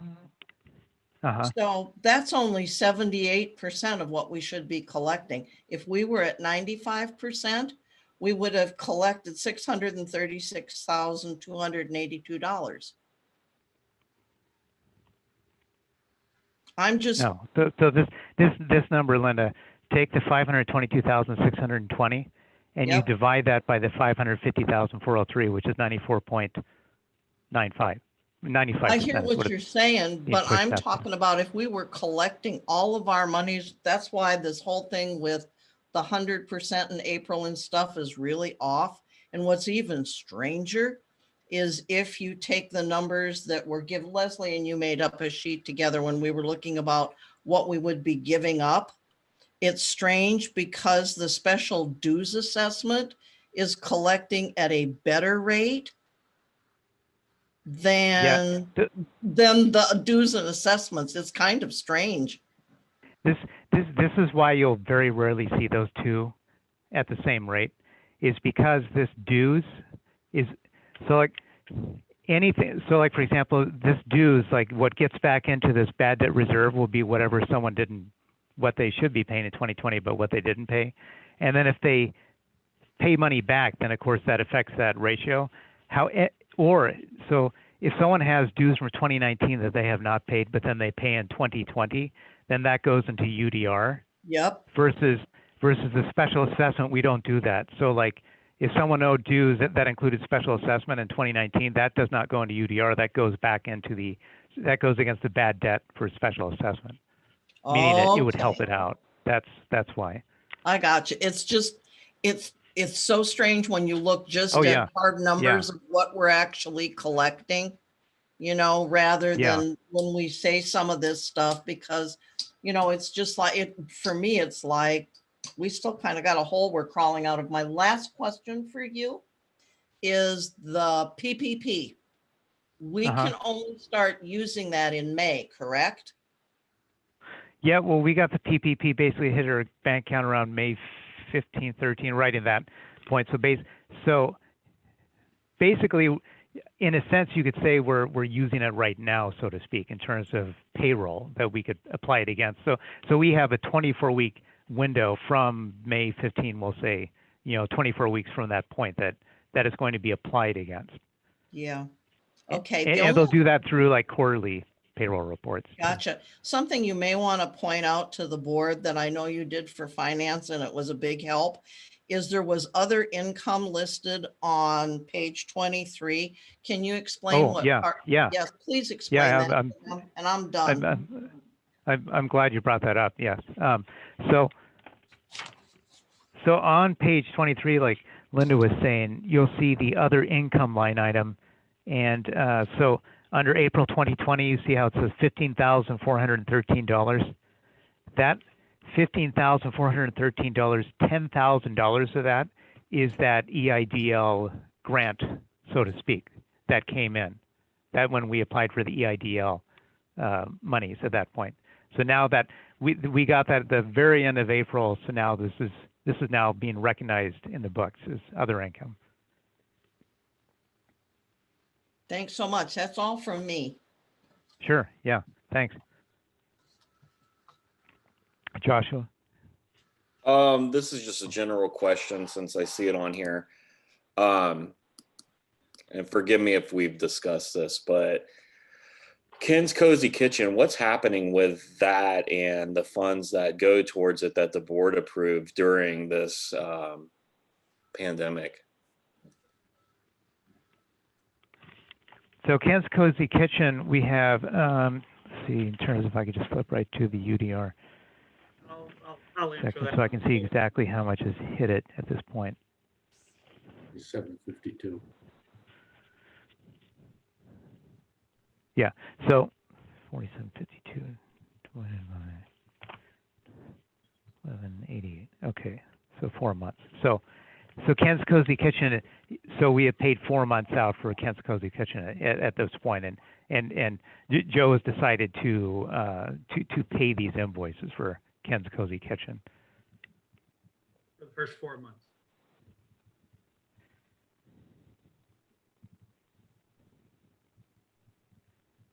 I'm sorry, could you say that again? That was just for the first 4 months. Okay.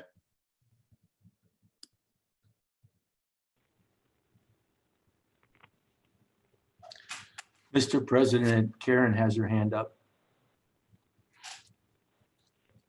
Joel, I just wanted to, first of all, thanks for sharing the comparison between May. I think just giving us a little bit of a heads up. I know I ask you all the time when you can like tell me what May is looking like or the next month or whatever, but I think that was helpful. So I think what I heard was we're year to date in May, expenses are about 30K below budget. Is that what I heard?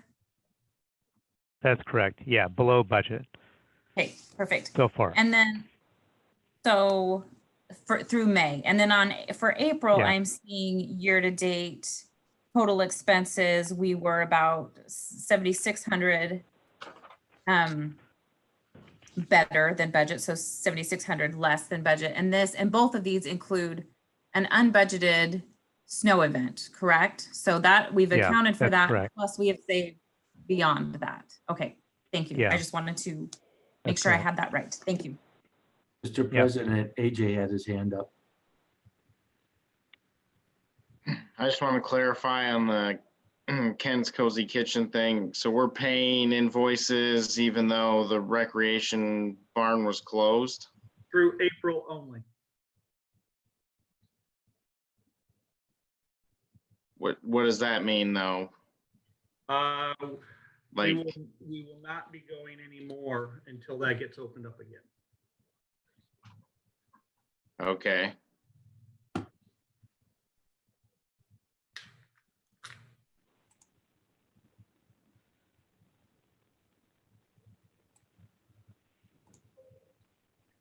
Any further questions for Joel on the financials?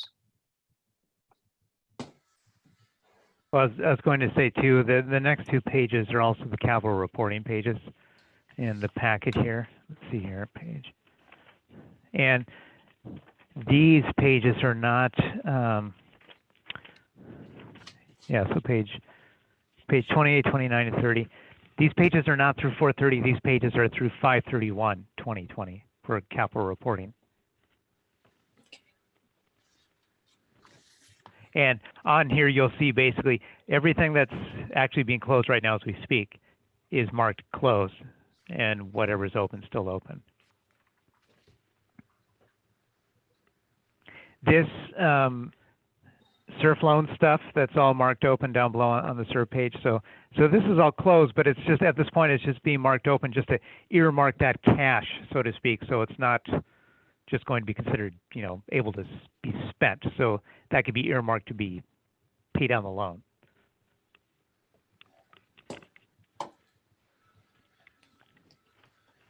Mr. President, Linda has her hand up. I don't think the extra is going to be able to pay down the loan. All of our projects equaled $202,272,476. The loan itself was only for 1.6 million. There was so much of that we had to spend out of SURF. So I don't know that there's any money to give back. Maybe you're right, but I'm saying that we're part of that 2,272,476. Only 1.6 of that was loan, if I'm not mistaken. Yeah, basically at this point, Linda, with the open stuff, it's just all we were meaning to do was just to earmark it for now, so it doesn't just Yeah, bump I up the surf amount and then understand yeah, what you're saying. yeah, I understand. That's all I'm trying to say. yeah. I got all excited about that too until I remembered that the loan only paid for part of the work. Yeah.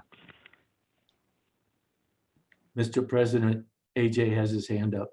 Can you clarify why those projects are open? I don't understand. I guess I'm not following when you just say we have to have them open to earmark funds. Those funds have already been spent, have they not?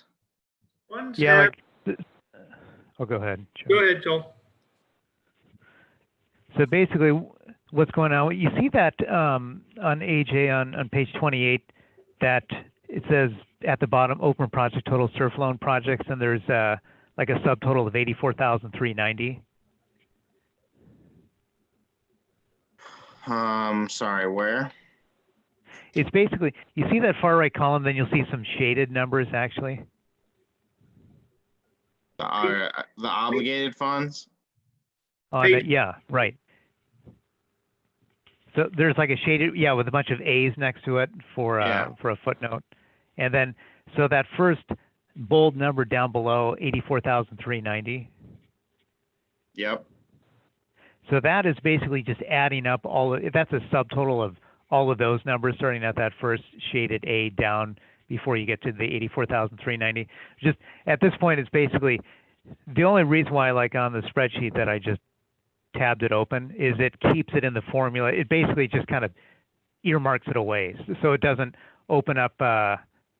It doesn't open up like that amount in terms of the SURF available cash at the end of the year. So like on the,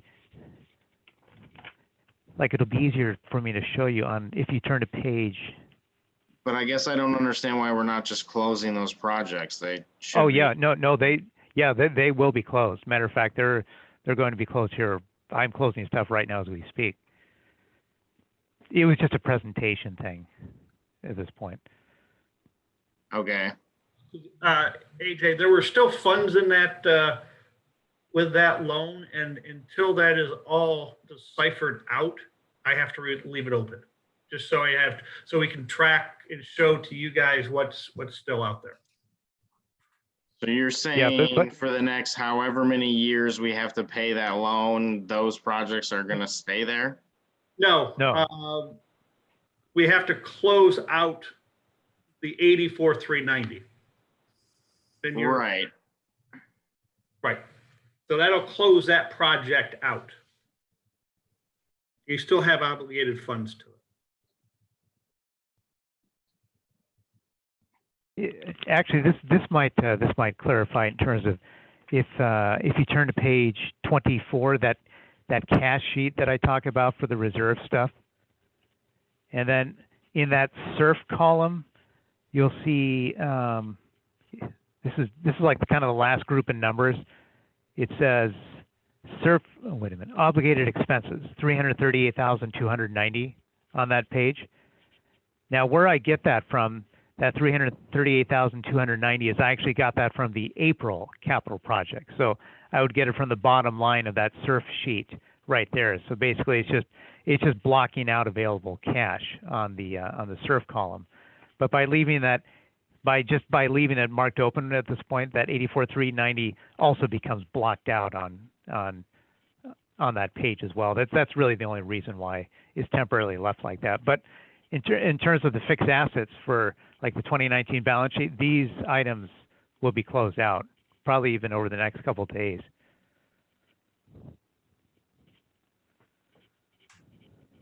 Okay.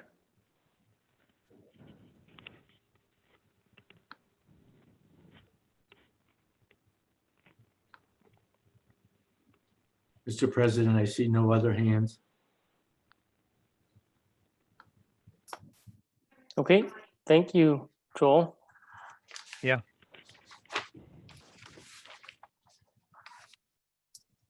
All right, we will move into our committee.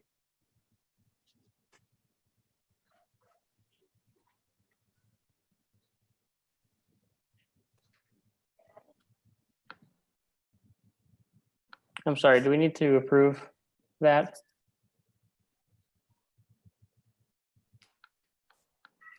Are we No. good to move forward? To approve the financials? We're good to move forward. Okay, we'll move into our committee reports. ACC, Okay, minutes for the 21st and the 4th are posted and as submitted. I'm requesting approval of Karen Williams as voted unanimously by the committee on the 18th of June to join our ACC club. I will move to approve Karen Williams to the ACC. Second. There's a motion on the floor to approve Karen Williams. Can we approve by acclamation? I actually just have a question for Rich. Is that, if that's okay? Rich, when you guys went through the people that applied, did the entire committee vote together on who to approve? Yes. I'd just like to say that that's a best practice. I think that's the way the committees should choose new members. Okay, thank you. Any further discussion? All those in favor signify by saying aye. Any opposed? Hearing none, motion carries. Thanks, Rich. We'll move into the Finance Committee. Yeah, we have the May 20th minutes, June 9th and 10th minutes which were both budget meetings, are posted online and approved as submitted.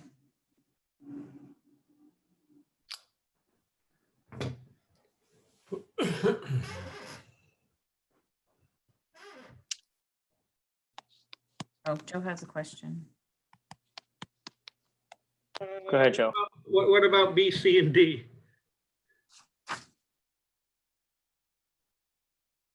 Committees. Doesn't look like there was anything submitted.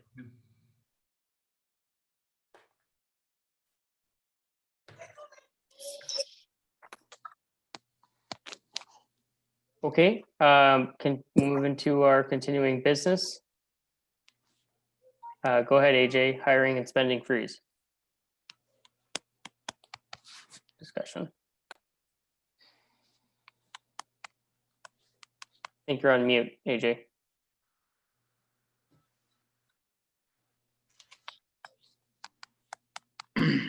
I'm gonna make a motion to that it be resolved that the board adopt the hiring and spending freeze resolution as presented in the meeting minutes.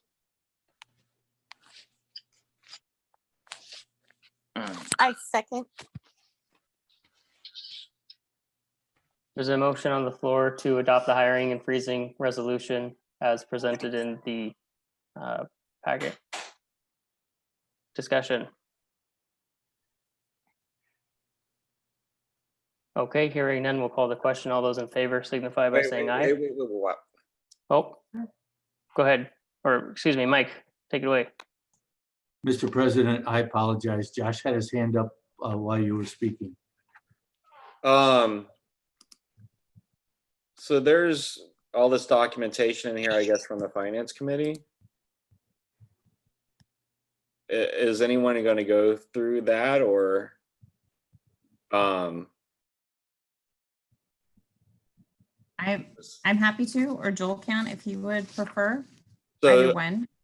Okay. Well, I'm just curious. Well, first of all, did I goof this up? The parliamentarian things got me all nervous right now.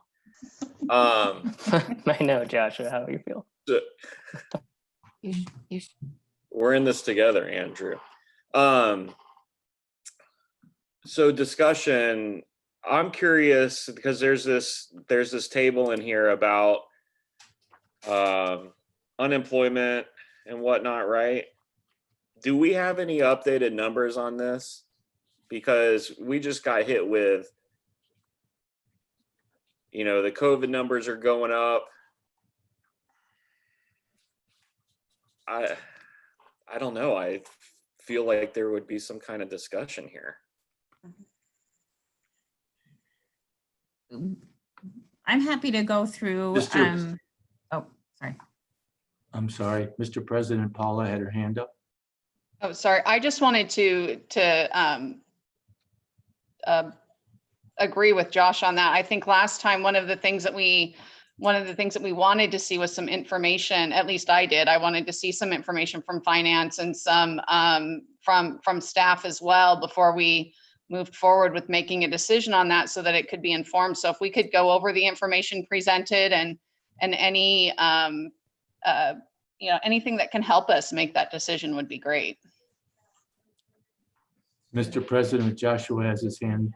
My only issue now is that, I know finance talked about this last week, and now we have, things are changing so quick, and I don't even know if these numbers are going to be good for us to take into consideration right now. And I looked at the map earlier on the infections and the testing from COVID. I mean, it looks like New York City and Whatcom County. So, I mean, we're going to get hit hard with this stuff, and we need to do something about it. I'm not sure what that is, but I think we really need to consider some of what AJ's got going on with his proposal. Mr. President, Leslie has her hand up. I'm looking at a different aspect of this proposal too. And what it has to do with is talking about the powers and the duties of the board per our bylaws. And the board has all the powers and necessary and convenient to conduct the affairs of the association, et cetera, et cetera. But it says that it may delegate the execution of any aspects of its affairs, provided that such delegation is accompanied by clear and specific definition of accountability, authority, performance expectations, and the means by which performance will be measured.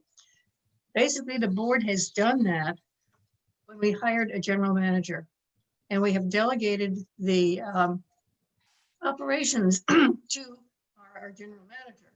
I did check on his contract, and part of the job description in his contract states the board shall not attempt to influence the hiring, promotion, supervision, termination, or disciplining of any association employee other than the general manager. That he is also responsible for setting the compensation of all association employees within the limits established by existing budget appropriations. And I don't know if we would be in violation of his contract if we were to give him specific orders on who he could hire, fire, et cetera, et cetera. Mr. President, AJ has his hand up, and then Rob. So the document doesn't give him specific orders on who he can hire or fire. It just requests that he come before the board to get permission to hire a new person in the event that someone ends up leaving. I'd also, just to point out a few things, we don't know. We have no idea how many of our members are impacted financially by this crisis. We have very little idea what our collection rate is going to be moving forward. And we've been discussing in these financial documents, are stressing a cumulative collection rate of 93%. Great. But, we're a cumulative collection rate of a pre-pandemic and post-pandemic world. It's not really indicative of what's going on. Basically, the only month we have to go off of right now for projecting dues going forward is May, which is just under 90%, which is less than what we're projecting in these projections. We're seeing, like Josh said, we're seeing big spikes in cases, and Norm even discussed earlier in the meeting, that we're not really moving forward or looking like we're going to be moving forward into phase 3 in the immediate future here. As I understand, there's been huge spikes like globally at this point as people start to try to open back up. I just think, you know, there's still all of the medical experts talking about second and third waves, and we have no idea when that may happen. You know, again, to talk about what our duties are, you know, our duties are oversight of the budget. That is the board's job. Joe's job is to implement the budget that we create and then the membership approves. So we're not really infringing on Joe's ability to do his job here. Inevitably, what this does, in my opinion, is it just forces a more group discussion around how we're doing things and how we run everything moving forward, and just making sure we're making the best decisions we can possible for our members. You know, we talk a lot about how we're a corporation. Heard that a lot for the last 3 years that I've lived here. If we're a corporation, then the shareholders of our corporation are the members of our association who pay dues. And we have an obligation, in my opinion, a moral obligation to do what we can to protect the most vulnerable people, most vulnerable shareholders we have. And I just think that we really need to be careful moving forward. I see capital projects like tennis courts and stuff on our list of like A priority things. And I just don't see the community thinking that that's a huge priority at this point. I just see little things all over the place that don't scream to me that we're, you know, as a board taking this seriously. Now, I'm not saying that Joe and staff are not taking this seriously, but what this document, this resolution does is basically, I've listened to the finance committee meeting, and, you know, there's a lot of discussion about how we're doing a lot of these things. So if we're doing a lot of these things already, why is there so much resistance to memorializing that in a resolution for us to do, to make sure that we protect the finances moving forward? We still haven't addressed how we're going to make up any sort of shortfall in the capital budgets. It just seems to be like we're just saying, okay, we're not putting $200,000 into those accounts, and we're just saying we're pushing out projects to cover that shortfall, but that's not actually covering a shortfall. It's actually exacerbating it. And so, you know, I'm in favor of this resolution. Obviously, I put it together. You know, if I'm also open to suggestions. If there's things that people think are completely outlandish, we can have that discussion as well. And we could certainly make some amendments to the resolution if that needs, if the board thinks that that's appropriate. And so that's kind of where I'm at. Mr. President, Rob, and then Karen. I agree that the situation with the COVID is causing things to be, and we're in a really serious situation that we need to consider these things, and it's good that we're talking about it. A couple of thoughts I have is I would really like to have us deep dive into this data that's in the packet tonight. I know when I listened in on the finance committee, it helped me better understand. I'd like to hear again about how the PPP loan can help with this situation we're in. I heard Director Tischler say emphatically that there were things that he had asked for in a previous board meetings, that maybe those things that he had previously asked for, if those could come forward and things that we can consider, because it sounds like I'm hearing him say things that we need to memorialize that, and I thought what I heard him say, and AJ, if I got that wrong, please correct me, but I thought you said that there were things that you wanted us to keep a finger on the pulse and see how they were doing. In terms of hiring people and getting approval to hire, it feels to me like we would be paying Joe a lot of money to do his job for him if we were to say who, you know, who could be rehired or whatnot, or what position could be replaced, I suppose is the better way to put that. I would really like to dive into this data though that's in the packet to help us better understand, will help me make a decision. Well, thank you. Mr. President, Karen, then Paula. So AJ, I heard you say a couple of things and I wanted to get more clarification on it. One of them is that the board has an obligation to protect the most vulnerable of our members. And so I would like to ask you how this resolution helps protect the members. If we manage to completely blow our budget, how, you know, and we have some large shortfall because golf revenues dry up, we go back to phase one, maybe.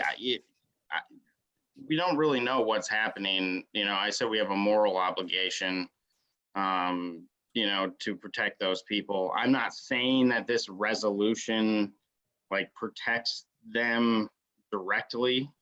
You know, it's just part of, you know, where I stand on the way we're running things and how we make decisions. I think that's an important thing to consider, you know, when we're dealing with this stuff. They are, Okay, so they last are time- shareholders.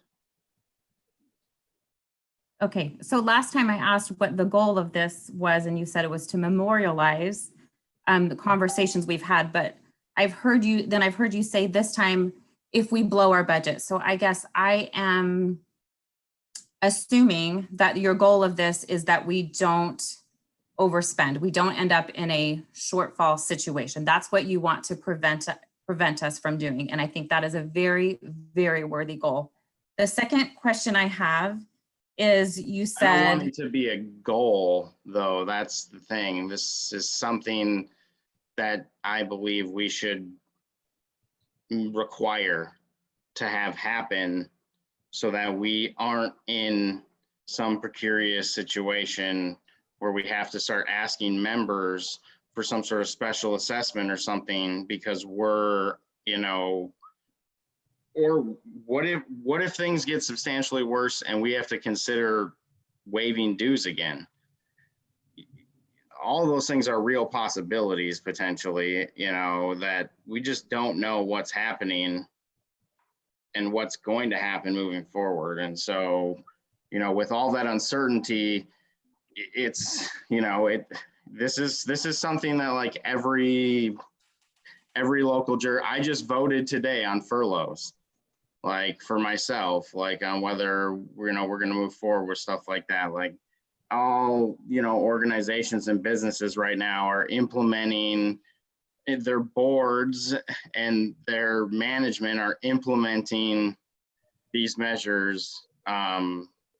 You know, it is what it is. okay, so yes, businesses are looking at their own financial situations and organizations and municipalities and whatever are looking at their particular financial situations and making decisions accordingly. I would agree with that. And I'm not quite sure what to say if there isn't a goal of trying to, if this is just a process you want to implement without a specific end goal, but I'll pass that. So you said that pushing off some of the capital projects doesn't help the shortfall, it only exacerbates it.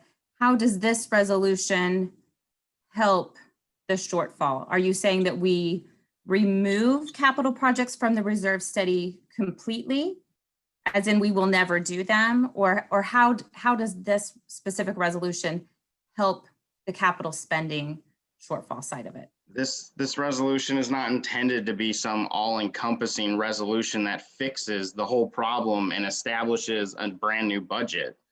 Like that's not my job to do that. I don't get paid to do that, so I'm not going to put forth that kind of effort. That's why we pay Joel and Joe and Lisa. You know, that is something, you know, I've said this previously. This is a resolution that is the beginning of memorializing the fact that we are in a pandemic. We keep addressing the therefore statements, but no one has actually like really said anything about the whereas statements on what is actually driving this. Like the fact that like we have no idea what is going to happen moving forward. I mean, we're already seeing a reduced collection rate in May. We're already seeing golf revenues decrease. You know, So if we go back into phase one, the golf course, you know, may not be able to continue opening. We have no idea if like, you know, this is like a stepping stone to other issues that I believe the board should start discussing after this. Like, do we need to make budget cuts? Should we open the pools or not this year? Like, should we do these specific things as a result of the COVID pandemic? What sort of decisions should we be making? This is not like the document that memorializes all of that stuff. That would be far too complicated to put into one document. We'd be reviewing like some 20-page thing. Okay, so what I'm hearing is a lot of things that we don't know. And because we don't know these things, we need to put these measures in place. What I would like to do, which is what Rob suggested and Paula as well, is let's talk through the things that we do know and we can project. We do have some good data here. The Finance Committee asked, I put it out to everyone. What are the questions that you would need to know to analyze this, to know where we are, to get a feeling of what measures, if any, we need to take? And that is what this PowerPoint represents, is the data that we do know.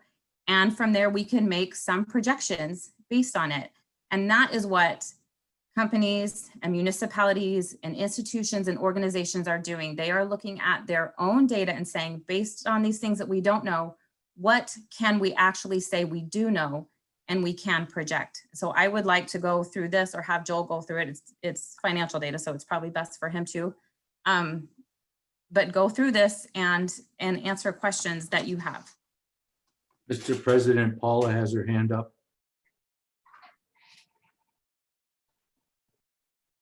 Thanks.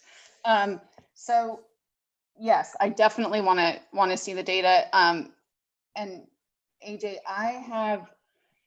earlier you brought up something, you know, if there's some things that we think are a little that need to be looked at closer for amendments. I do have some concerns in this with some of the wording with all overtime must be approved by the board. I think there are some things in here that are really unduly onerous on staff to not be able to replace positions. I think a lot of these capital things, I mean, those come before us anyway. I don't disagree whatsoever with any of the whereas statements. And maybe that's why you haven't heard many people address those, because I think that we all agree that we're in there. I don't know that putting a requirement for overtime to be approved by the board, for having them come forward if they need to replace a position, it significantly makes any difference in what we're doing. Where we really need to be, in my opinion, focused on that is on the capital projects, and those are already coming before us.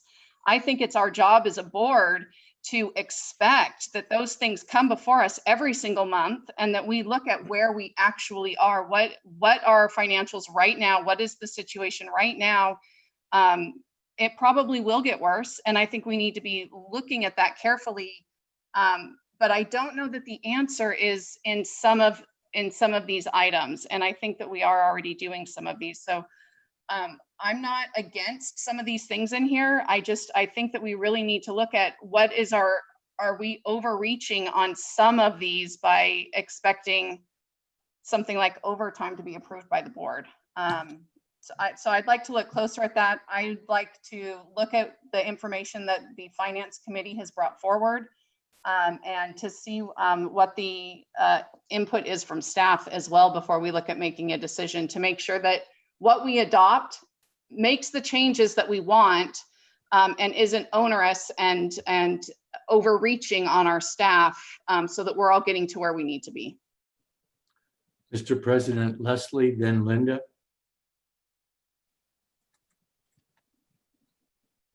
Muted, Leslie, you're muted. Okay, I just wanted to go over some of the rationale that we went through when the original dues forgiveness for April was decided on.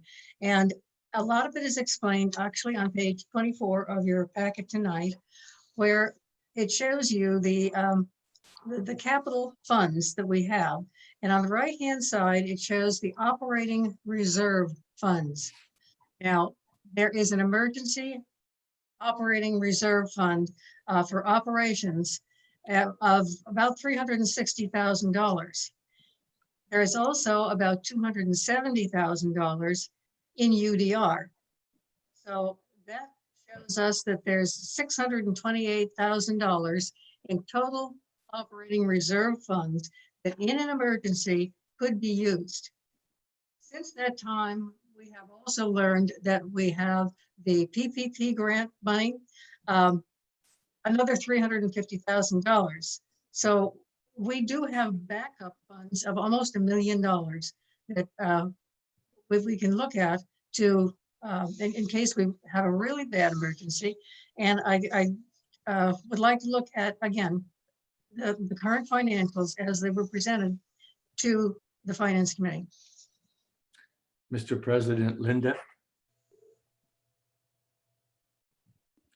I'm just going to go back and say, so dealing with some of the numbers we were given on the one thing where it says our budgeted operation dues at 92% at 168,711 a month. If you add those up for 4 months, you get $674,844. And we have collected, according to our published financials and the bottom line, once the bad debt and stuff is out, we have collected $522,621. That's 77% of the amount of money we should have for April. That's only 77%. And, you know, you can say it's 95 or 100, you know, if you, I worry that sometimes we count on this and it's not there. You know, are we going to spend, to Leslie's remark, are we going to spend the only emergency funds we have to stay afloat? You know, like some of the projects for the surf, you know, I have to agree with AJ, you know, tennis courts to the tune of $100,000. You know, we have a new Marina Gate that isn't even on our reserve list. It's a new thing.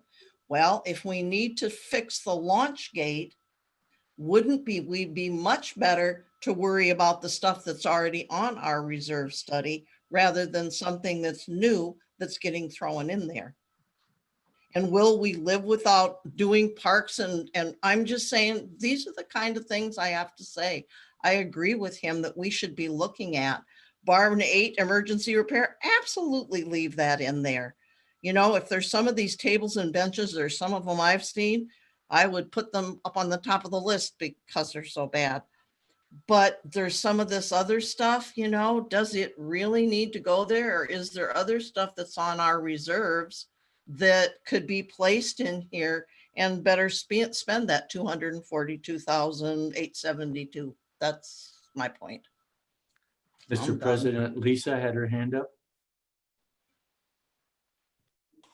Thank you. I just wanted to answer Josh's question about unemployment claims. Just for your reference, in early April, there were 6.3 thousand claims in Whatcom County. As of the end of May, it had gone down to 955. So because of the phase 2, the unemployment claims obviously dropped drastically. It's just, I hope that answers your question. Mr. President, AJ has his hand up. Yeah, I guess, you know, I agree with some of what Linda just said. And to address a couple points that Paula made, like the capital projects, like, yes, the staff brings that stuff before the board, but why would we have staff waste their time bringing forward tennis courts if like the board agrees that we just shouldn't work on things like that at this time?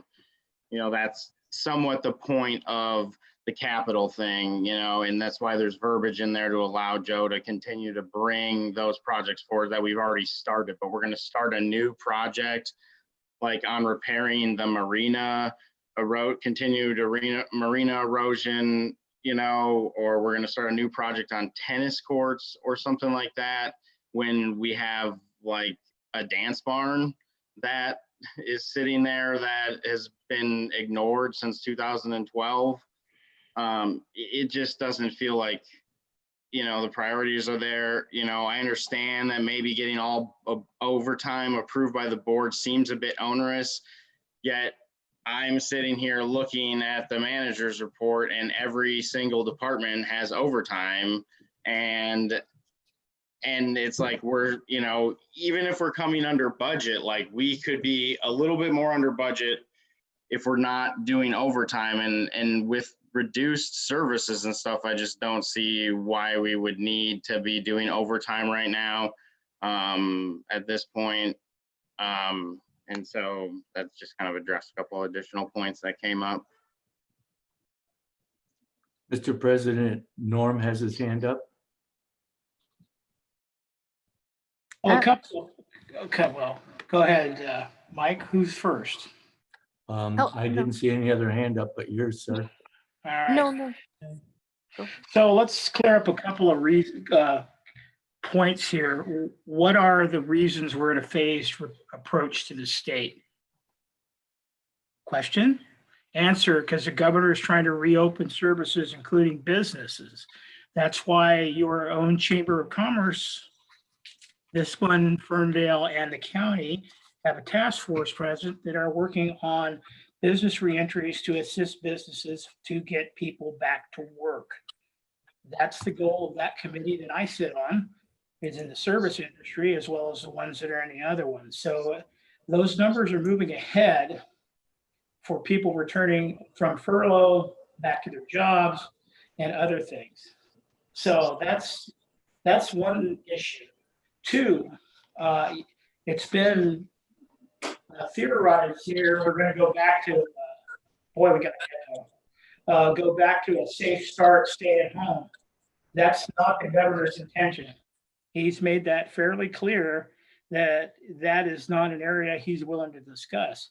He is willing to discuss things like the PPE requirements that are coming tomorrow and other type of possibly travel restrictions that may occur, like you're seeing in New York, New Jersey, and Connecticut, but he is not entertaining the thought of going back to a stay-at-home order at this time. If conditions change, he is going to work with Secretary Wiseman to try and stay away from that. So there's a couple of understandings there about what we're doing is going through. Yes, we're delayed in phase 3, but Erica Weilenbach said yesterday that although delayed, they are working diligently to try and get prepared for the time the metrics allow for submission to move to phase 3. Now, yeah, it's delayed because of where we're at. That is unfortunate, but that is more dealt with people not being receptive to what they've been asked to. So a couple of points I wanted to clarify on that. And there are larger committees in this trying to work with business reentries throughout this county, and they would welcome any suggestions or support from its county residents to move that needle forward, because the goal is to get back to work.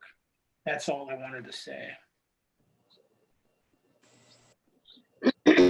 Mr. President, Steffi? Hey.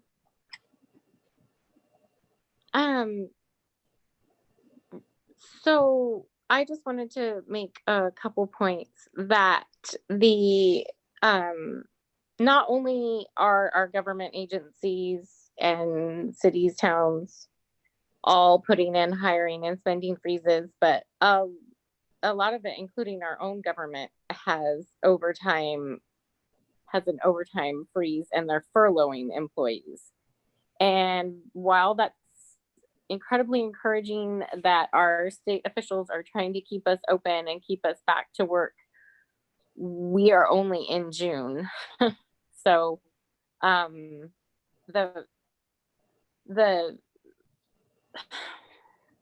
not that I have a crystal ball, but the problems will hit in the fall when the next wave of sicknesses come in and people are more confined in smaller spaces. Typically we get sicker in the fall. Also, I think it's important to point out that we don't have any evidence. So at this point, it's all a lot of opinions and projections. And while people are getting back to work just now, they're getting back to work. They're just now getting their unemployment benefits. There was a huge wait for a lot of people, and they're not solid, and we don't know what they're prioritizing. We don't have any of that information. We're going to head into fall, and it's going to be too late. We would have talked ourselves in circles. And I honestly think that if there were amendments or things that people wanted to make, they should get on that and make those if you guys are serious. If this is just another attempt to drag feet, it's like, this is a live what you say moment. It's a moment to put it into action, because I hear a lot of sound on the wind, and I'm ready to see people put it into action. I just don't think that there's any statistics, any data we have that can tell us what's going to happen when it comes into this fall and this winter. And I am 100% for this resolution. Mr. President, AJ had his hand up. I would just like to say one last thing, just, to reiterate what Steffi just said, a lot of people are just getting back to work, and that's just some of the people. There's still a lot of people who are not working, and getting back to work doesn't mean that you're back to what you were previously getting paid or the amount of hours that you were previously getting. Some people are being furloughed now, so they're actually receiving pay cuts now.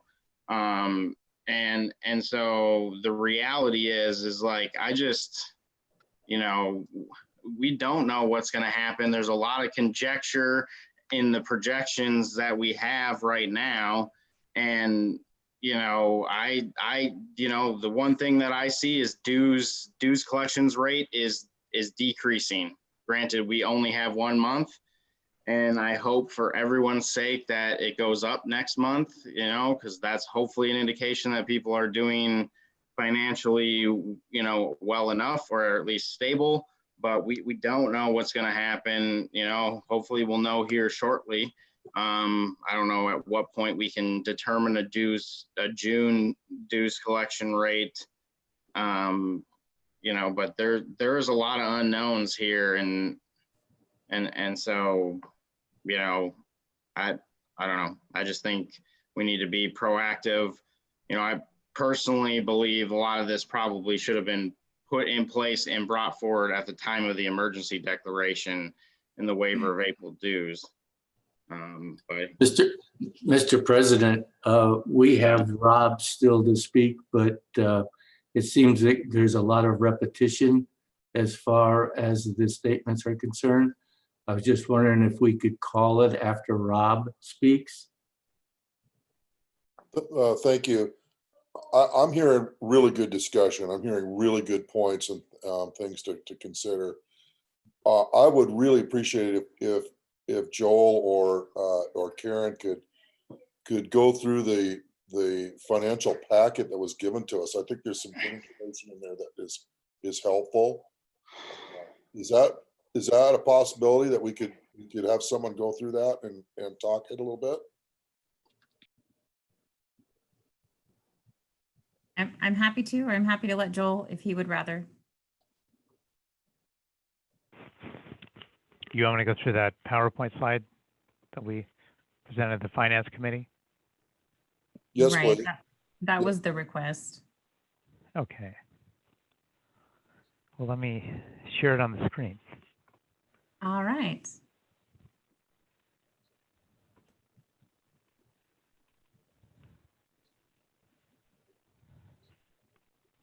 Can you see this? Not Sorry, yet. Joel. We're not seeing it yet. You can't see it yet? No. The Just a PowerPoint? black It screen. says you've started screen, it says you have started screen sharing. You maybe have it on your other monitor. Maybe you need to pull it back onto your laptop. Okay.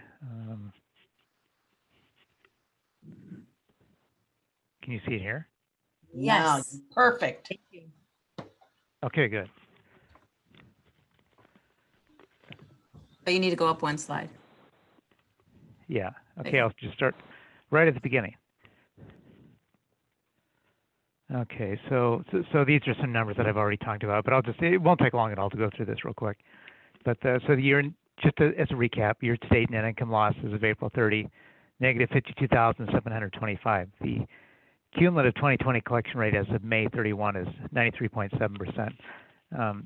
In terms of Linda said that just to clarify that the collection rate, she was feeling should be maybe more like 71%, but how the collection rate is determined is it's determined by what we billed the residents and then what did the residents end up paying. So the difference between those two is what is considered the collection rate.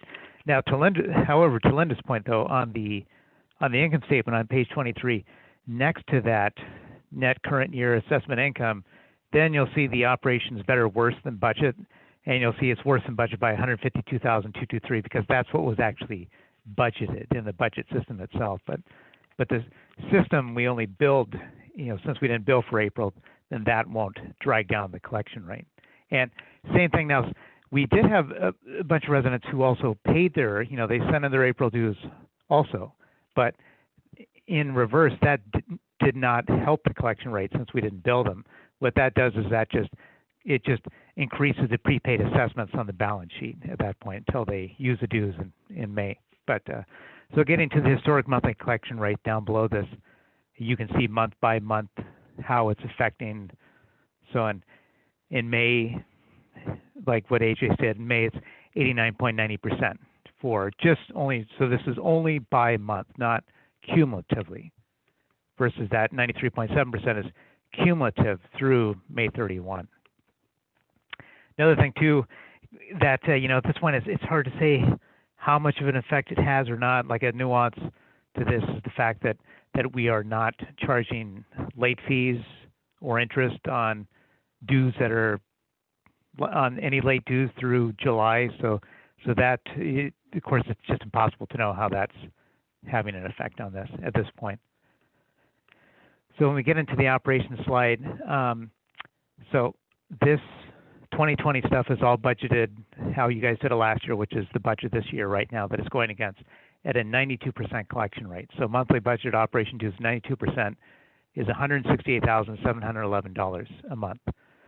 Monthly budget special assessment at 92% is $30,635 a month. So these two numbers, basically that's what was given up by the forgiving the dues.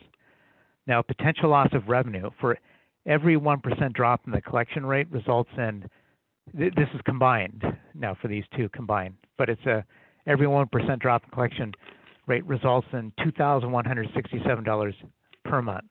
So if we had 7 months left in the year and it dropped 5%, then you can multiply that number by 5, and that's how much it's going to drop at every single month for revenue.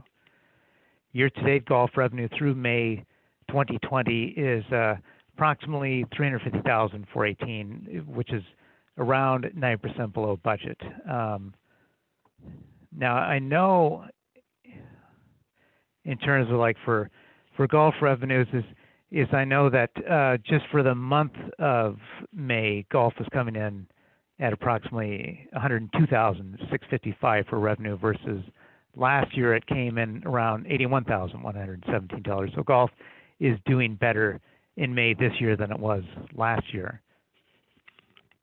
Year-end projection now, and this is a pretty conservative number. So the year-end projection, but forecasted net loss right now is approximately $238,000, and that's assuming that we absorb all expenses, all the budgeted expenses. So in terms of like any costs that we decrease throughout the year, it's just assuming that, well, too bad, you're still going to spend it anyways, which won't be the case. Or hopefully that's not the case. But this 237,709 is it's a more of a conservative number. April 2020 net loss. Oh yeah, so this is just talking about the assumption. So what I used is I used the April number and I put in all remaining 2020 budgeted revenues and expenses May through December. And so that means 92% collection rate. Now, and that also doesn't take into account that the forecast net loss above does not factor in any PPP funds that we received. So we received 357,700, which can offset, in a sense, this loss. Darn it, this loss right here, as we start to realize that. In terms of payroll hiring right now, recreation employees are the only currently furloughed employees. We have no new planned positions through 2021, and there's just that PPP line is repeated again in there. And the remaining slides are now the SURF capital stuff, and so we have SURF right here projecting that balance of projected year-end balance of 780,705.2, and that comes right off of that cash sheet, which is on page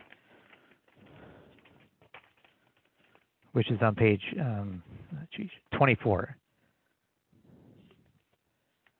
Yeah, so that net, when I pointed out to you before when I went over this, net usable cash 12/31/2020 after recommendation, there is that 787,052 repeated right here that we would possibly have at the end of 2020. And then these, this is just this stuff right here is only from the April. So this is like the kind of the April's version of the of that capital spreadsheet. The only stuff that has been approved in 2020. So this is the only stuff right here approved in 2020. And then in 2020, here are the prioritized projects. Talking with Joe, that the prioritized projects that he felt could be the most important to work on in 2020 for SURF.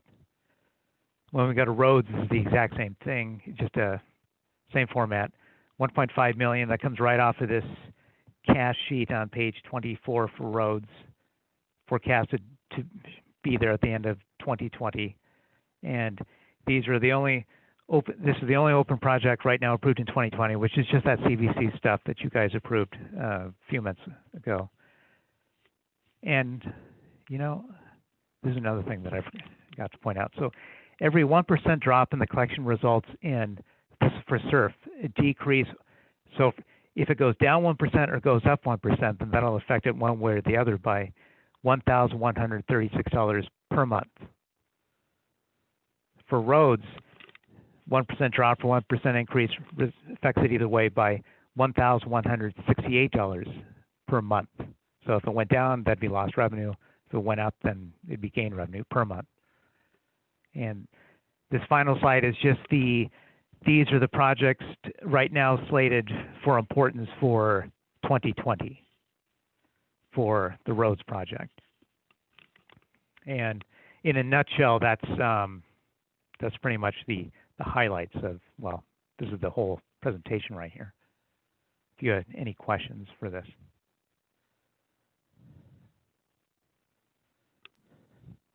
You I don't almost have stopped the questions. screen sharing. Last Sure. time I left this on here too long, I'm going to close it.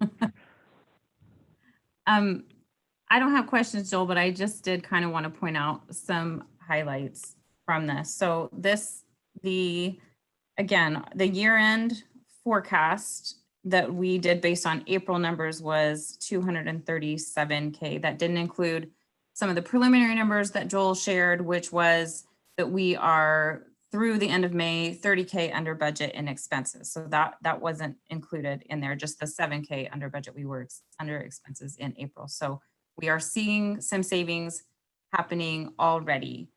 The 237K, as it says, also does not include $357,000 of additional funds from PPP that we can use it will offset April's loss of dues plus any about $100,000, $120,000 of additional any additional loss, or not losses, but any additional expenses we had beyond that. So for instance, May, we ended the month of May itself was about 90% collections. Is that correct, Joel?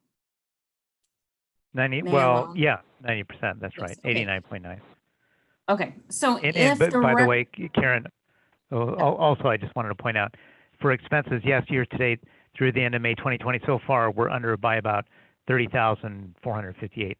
However, through the month of May year to date, we're under revenue-wise by about 202,000, which would be expected since we're still dragging from losing the dues in April. Right.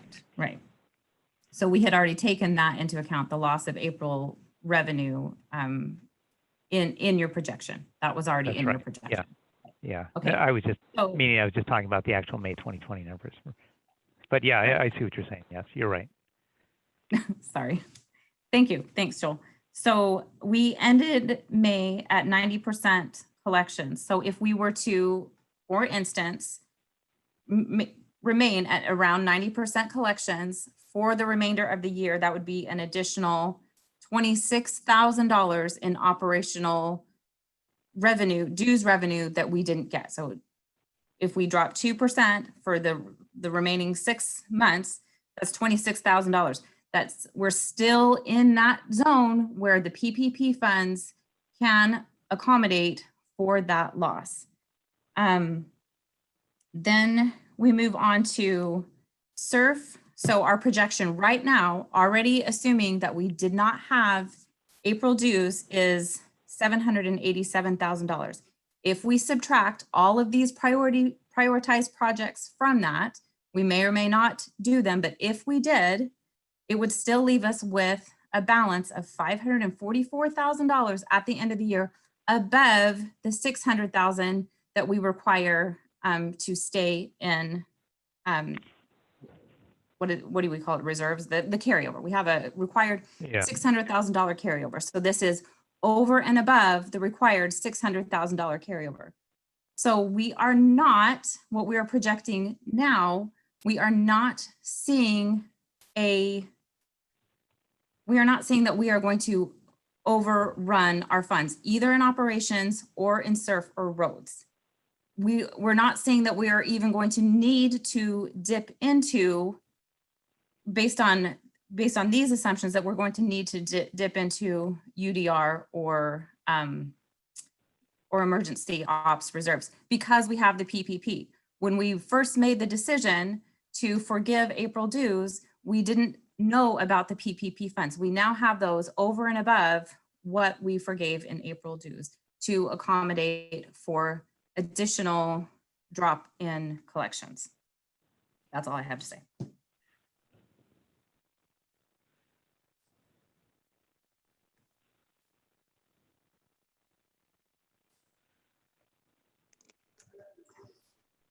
Mr. President, By the way, just let me know if you want me to shut this screen. please.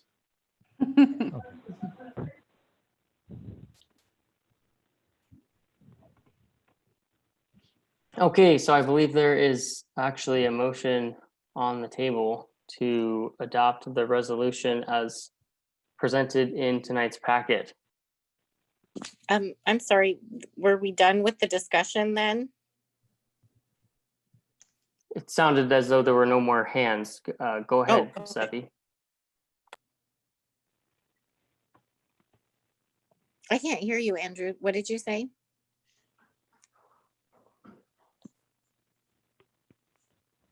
If you'd like to add more to the discussion, go ahead, Steffi.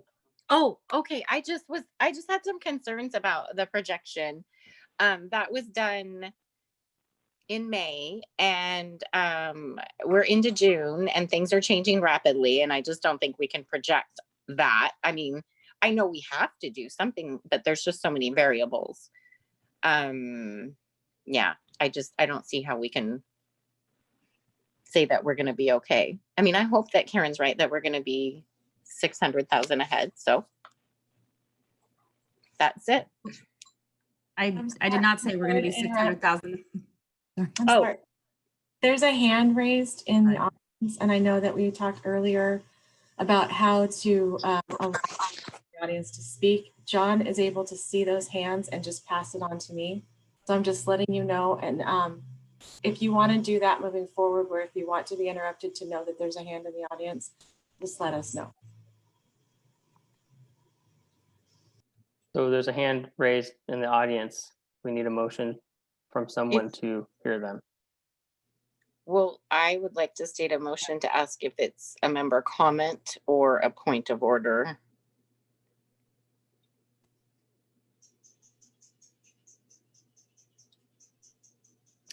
I don't know if we can tell that. In fact, the person that I'm seeing here has they haven't identified themselves other than their phone model. Oh, okay. Can I clarify something real quick? Steffi, I didn't say we were going to be $600,000 ahead. I think with PPP, it gave us enough of a cushion that I think we will be fine operations speaking.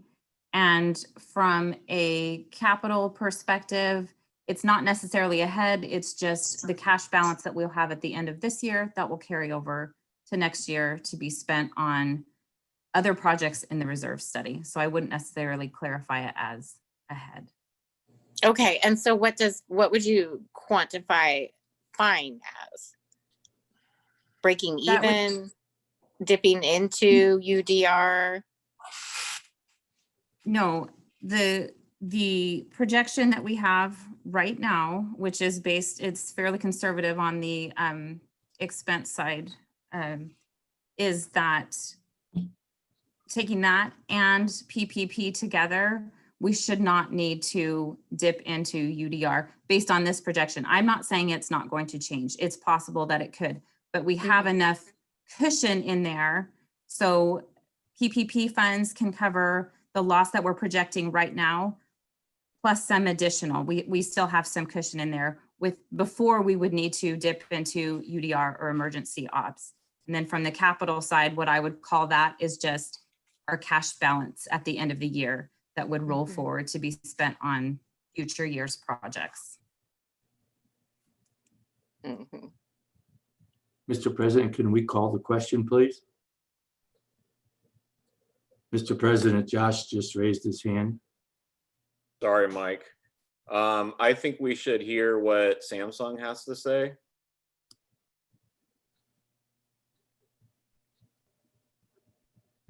I second that. Shall I go ahead? All those in favor of allowing Samsung to comment, signify by saying aye. Aye. Any opposed? Do Okay, we John. know if Samsung is a resident? I mean, I Well, would they have- just, We have to find out by unmuting them. That's the thing. I think they should Mhm. state that before they begin. Go ahead. Yeah, and we can bring- add that in the this- agenda, Andrew. We'll go ahead and move them over. And if you could state your name and perhaps your address when I bring you over.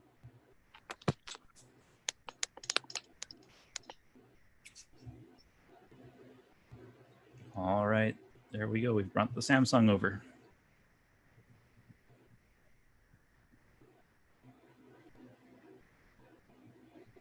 Hello? They do appear to have an active mic.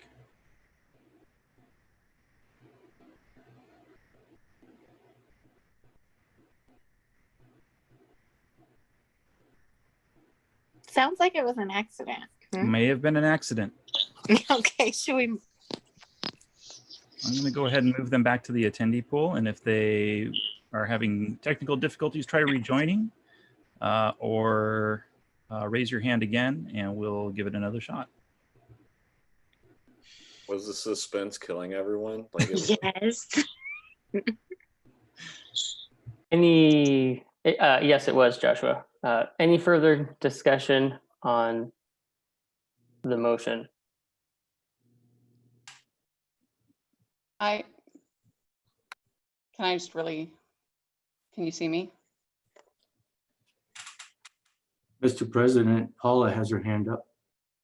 I guess before we before we go to a vote, I want to say, because I worry about the way things are interpreted. I am going to vote no on this because I don't think that this does any more to help the people that we want to help. And I think we all want to help and make sure that we're doing the right things. But again, I have that concern about overtime and overreaching into staff. I think that we can be extremely clear. I would hope that Joe realizes bringing something forward right now in this type of a situation is going to be really difficult. And we're going to have some really good reasons to push those things forward. But I actually think it's our job as a board to look at these numbers. I would like to see updated year-end projections like this from the finance committee or from Joel every single month, so that we see what that looks like. If our collection rate changes, as our expenses and our revenues change, I would personally like to see that year-end projection consistently. But I think it's our job as a board to look at these every single month and to make those decisions month to month without going in and saying, I need you to come to me for overtime every time. Finding out and putting the expectations out there that we're monitoring those and we're being really careful with that. But that's why we have a GM, and that's why we have staff. So I want to be clear. I'm going to vote no on this, not because I don't think that we need to be careful and we need to be aware and we're in a difficult situation, but because I don't think that this achieves I don't think it achieves helping people any more than us coming every month and doing our job does. And that's where my commitment is. And I just want to say that to the community when they see this is, I think we need to look at it really hard and we need to be aware of where people are, and that's our job. And that's what I commit to doing. Mr. President, Josh has his hand up. Mr. President, Mike, Rob has his hand up. I'll be really quick, Mike. I'm sorry. So, Paul, I don't mean any disrespect, I promise. I know when we talk about these things, it's like, trust staff. I trust staff. I think I don't have any problems with Joe or Lisa or anyone. But we're in like really, really weird times right now. And I think the more input from everyone that we can get and the more collaboration, I know there's things that go beyond the board as far as, the governance is our responsibility. Ultimately, it's the membership who, owns us all. And we got to put our heads together every which way to make sure that we're doing the right thing right now, because this isn't normal. It's not normal for anyone. And I understand the overtime thing. I mean, people are lucky to have jobs. We had to get rid of some person at work, and it's tough. And I don't know what all that means, but I think the more that we can look into these things and make sure that we are making the right decisions on which projects we're attacking, which we shouldn't even be talking about right now. I mean, ultimately, I'm just saying that I don't think anyone here has a problem with staff. And I wish we can not say that anymore when we're talking about some of these things, because I don't think it really helps. And yeah, I don't know, man. This stuff is just so crazy, and we have to do what we can to make sure that we're going to survive this, Mr. President, Rob had his hand up. I've been listening intently to what everybody's been saying, and I think that there are really good points. I think this resolution, I would be open to specific amendments to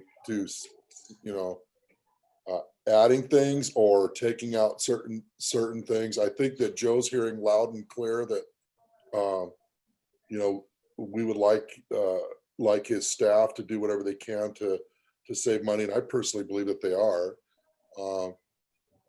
I see what this virus is doing to people. My kids are here living with Cindy and I. They're furloughed. Our daughter has gone has gone back to work, but our son that works out of King County, and he still isn't able to go back to work. So I see this personally, and I'm sure there's other families that are my neighbors are in the same position. I'm curious. I really heard AJ last meeting say that there was certain metrics. I believe that's what he said, that there were certain things he really wanted to monitor closely. And it's kind of coincides with Paula's comment. I'm wondering if there are certain things in the finance packet, AJ, that you really want to see. And if there are, I think we should tabulate those. If those metrics aren't actually, I don't know what the term, I guess if they aren't produced, then they should be, because it's something you need. So I would support that. I think we should be watching things very, very closely. If there's some projects we feel like maybe we should wait for a bit, I'm open to all of that. I just feel like the resolutions really it just sort of reach across the board. It's hard. So good. I've been listening to everybody, and there's been really good discussion. Mr. President, call the question.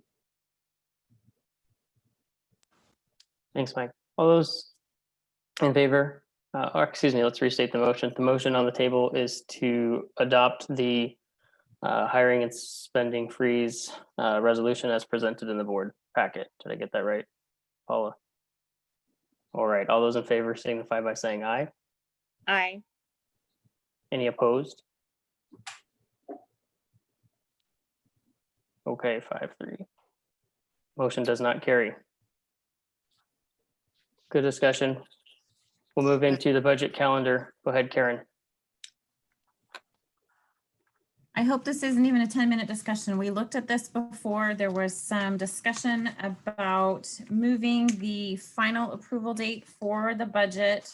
We originally had it in August, and I believe, Linda, you requested that we move it to, I'm trying to find my paper, September 3rd, is it?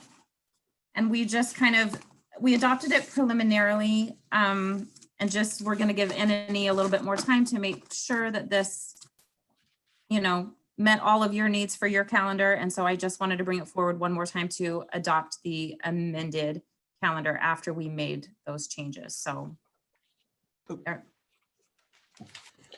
I had noticed, and it doesn't affect anything other than what happens with the candidates. If you look way down into September, it says that from September 9/9 to 9/16, board candidates submit photos, We need to change some of that, because I am asking for all candidates to submit their bios and their photos by the deadline date of the 8th electronically. And they can send them to me. We won't discuss them. It's just, we need all the time we can to give our third-party election vendor. This is the first time they're handling our materials. And I had promised them that they would have it by the 9th. So I have put in the instructions and explained why I would like just the bios and the photos by the 8th. And they can send them, it's all explained in there. But the vision statements from the board candidates can still be between 9/9 and 9/16. It's just like I say, this is the first time that Unilect is working with us, and we're trying to give them every opportunity to format our stuff and get stuff back to us in a full packet so we can see what it looks like. Mr. President, Leslie had her hand up. Linda, I have a question for you on this calendar. If you look down at 9/25/28 on the yellow lines, it talks about staff finalize the packet materials to the printer, and board and staff finalizing the printer proofs. Is this still being handled in the same way by the outsourced company? It's going to be different. I think Lisa filled in with a lot of the stuff that came from last year. And I just, as I was noticing that and having to get ready, the packets for all the candidates and stuff, and especially the board candidates. But when you run for election, you have to fill all this stuff out. So I've been working on that. And when I look across that, ideally, we're going to have stuff back. We'll have stuff back from them before that time for us to look at and approve. And the sooner we get it to them, the sooner they turn it around to us. Because we're going to get to look at our ballot. We're going to get to look at our packet like we always have. Perhaps we need another color there for responsibilities for the outsourced company, such as, again, on October the 2nd, it talks about budget mail out to the SVCA members. Now, we're not doing that, right? Hopefully, all right. You can't go any later than the 2nd. Yeah, it's a different responsibility. It's a different person. I mean, NNE is no longer responsible for this. The company is. Yes. Is that right? Yeah, okay.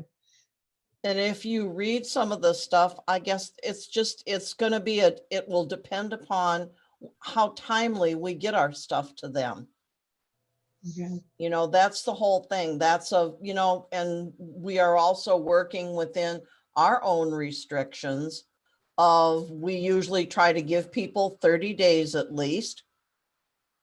And the fact that you've got all the restrictions you have within the RCWs of when you adopt a budget and when it gets mailed out, et cetera, et cetera, et cetera. It's been a real challenge, so I maybe need to look at those days longer. And if I need to sit down with Lisa after the 4th of July, after the July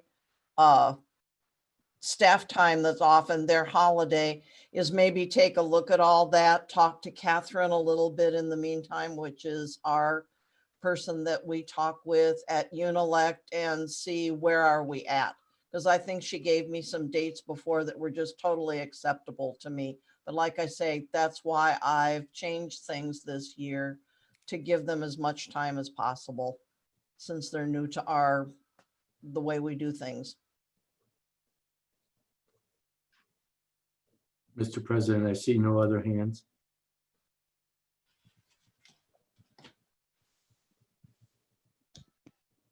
So I'm wondering if we need to actually amend it to have some different colors put in there, but I guess at least for the dates here, we can just go ahead and approve these dates in here, and then just for some clarification as you go through it, Linda, but that's mostly for NNEs. Yes, And staff it to work out, I doesn't think, affect you as guys. far as whose responsibility various things are. Yep. I move that we approve the calendar, which is in our packet today, the budget calendar. Second. Motion on the table to approve the budget calendar as presented in the packet. Any further discussion? Okay, hearing none. All those in favor signify by saying aye. Aye. Aye. Any opposed? Okay, motion carries. Thank you, Karen.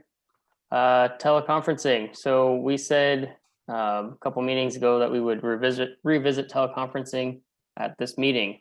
How do we feel? Do we want to continue teleconferencing for another month? Yes. Yes, please. Yes. Someone last time, I think Steffi reminded us we need to put a date on there. Can Yeah, I go make a ahead. suggestion before you can we just say that we're going to teleconference through the end of the year? And then if there comes a point where we don't need to do it anymore, we just revisit this? I would be totally game for that. That was going to be my recommendation to you, Andrew, that we make this go until December 31st unless things change. Yeah. Just need a motion. I move that we meet via teleconferencing until December 31st of 2020. Second. Motion on the table to continue to teleconference through December 31st, 2020. Discussion. Sorry. That wasn't clear who seconded that. I am going to take that one. Oh,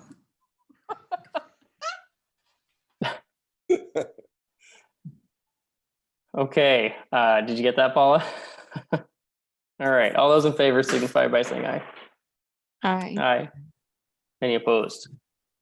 Okay, thank you. All right, let's see here.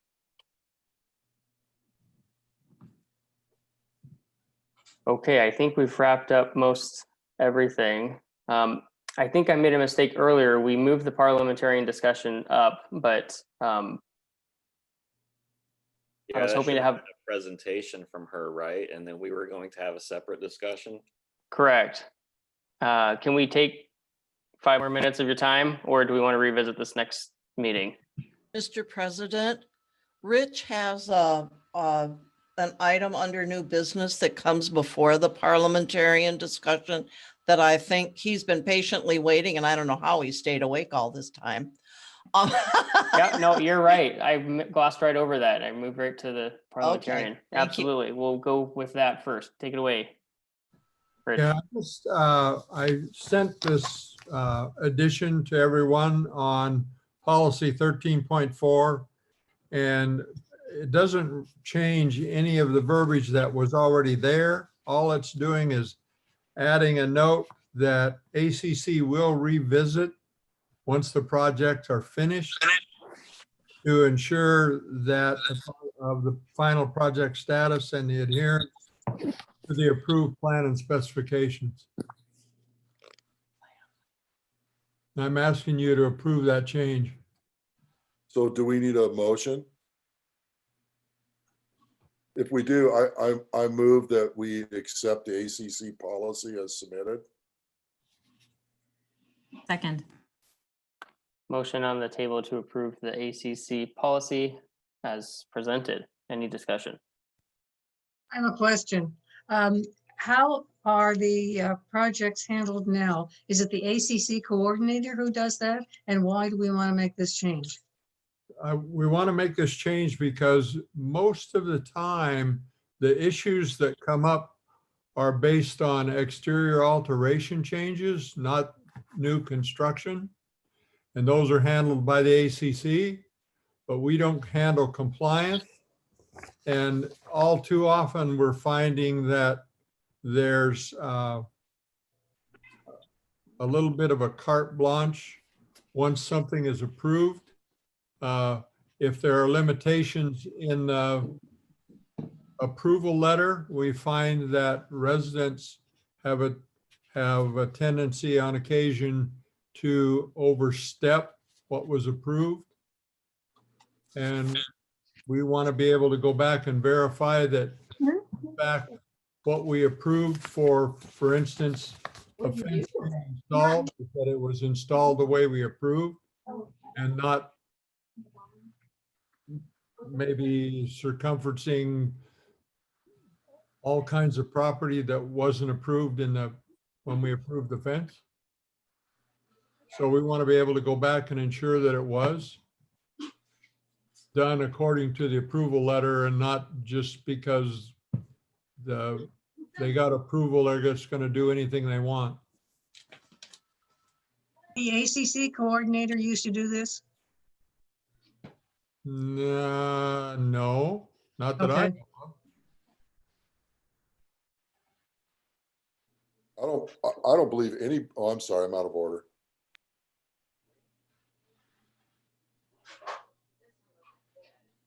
We don't have Mike or what? President Andrew has I just had a question. So you go back and they didn't do it the way you approved it. What happens then? they either fix it or they incur penalties.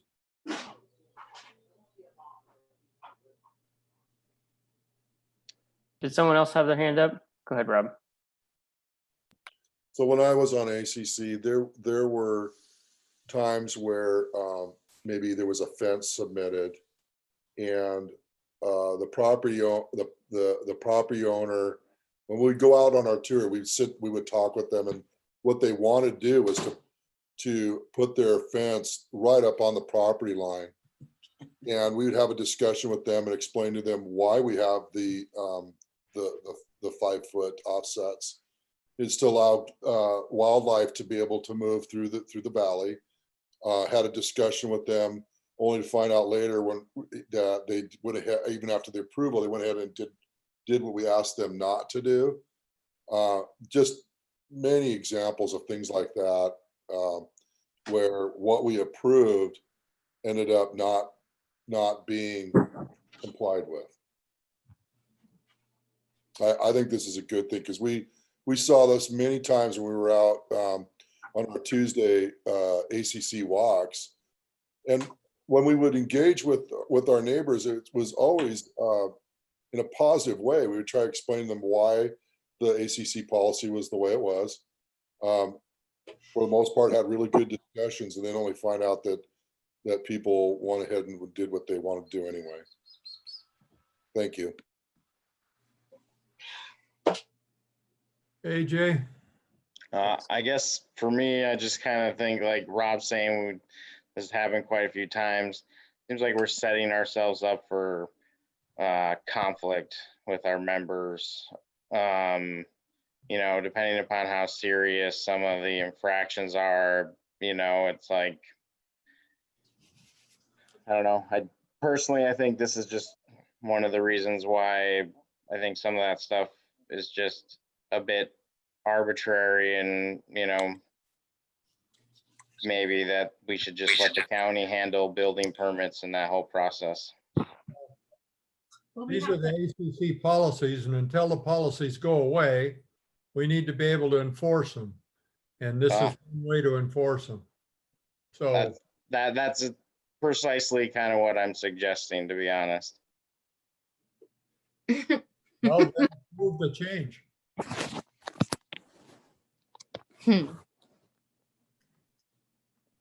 I'll just, so the policy, I just want to add to that, the policies, many of them are quite clear what's allowed and not. And I think this actually has the potential to reduce some conflict, because what happens if a member goes against what is in the policies, if ACC isn't checking back up on it to make sure that it was implemented in the way that it was actually approved, then we're relying on neighbors to call in. And so this actually has the potential to reduce some conflict there by ACC following up and ensuring that what was approved was done. And then they can also, like I said, or how Rob said, I spent some time on the ACC too, spend some time educating the neighbors, or, you know, the members on why policies are what they are.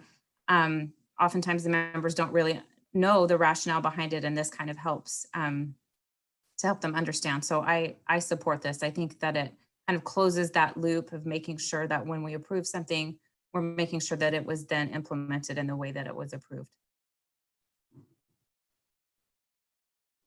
Call the question. Yes, so the motion is to approve the proposed ACC changes as presented. All those in favor signify by saying aye.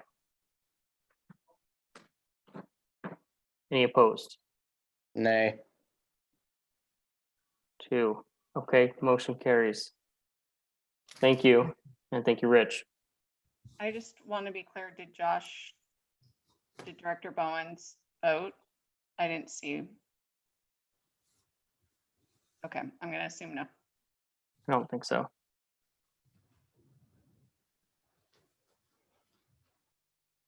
Okay, now technically it's time to move into our property owner comments, unless we'd like to have a quick discussion on the parliamentarian discussion. But I think we technically have to make an amendment to the agenda at this point. Andrew, I was going to make a suggestion, since there was some information that was requested earlier that was just received today, that we postpone this until the next board meeting and then have the parliamentarian discussion at the next meetings when everyone has had the time to review the information that was sent over today. Yep, that sounds good to me. If we're all okay with that, just get a nod or a thumbs up. Good. Okay, thanks. And thanks for the recommendation, Karen. we'll move into our property owner comments. Go ahead, John. Thank Yeah. you. Looks like Nancy has her hand raised. I'll go ahead and bring her over and just give your name and address, please. Nancy Allianek for Sandalwood Circle. I understand the parliamentarians sent a document to y'all. Would you release that to the membership? I don't think it's confidential and you've already discussed it anyway.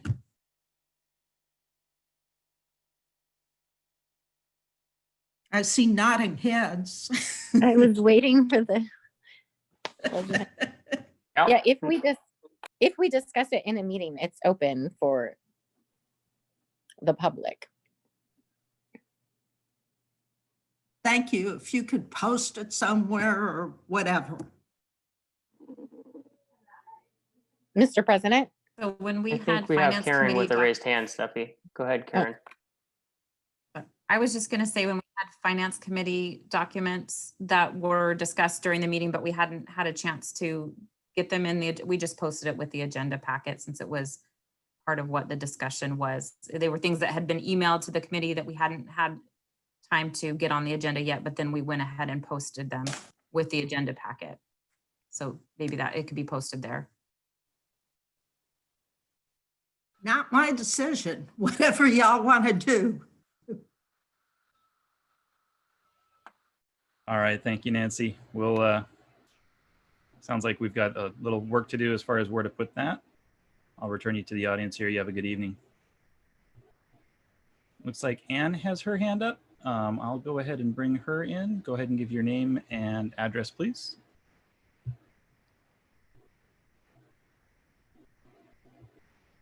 Ann Cope, 52 Louise View Drive. I have a few points. Number one, about the dock permit. Joe said that the dock was never approved. Rob said the permit couldn't be found.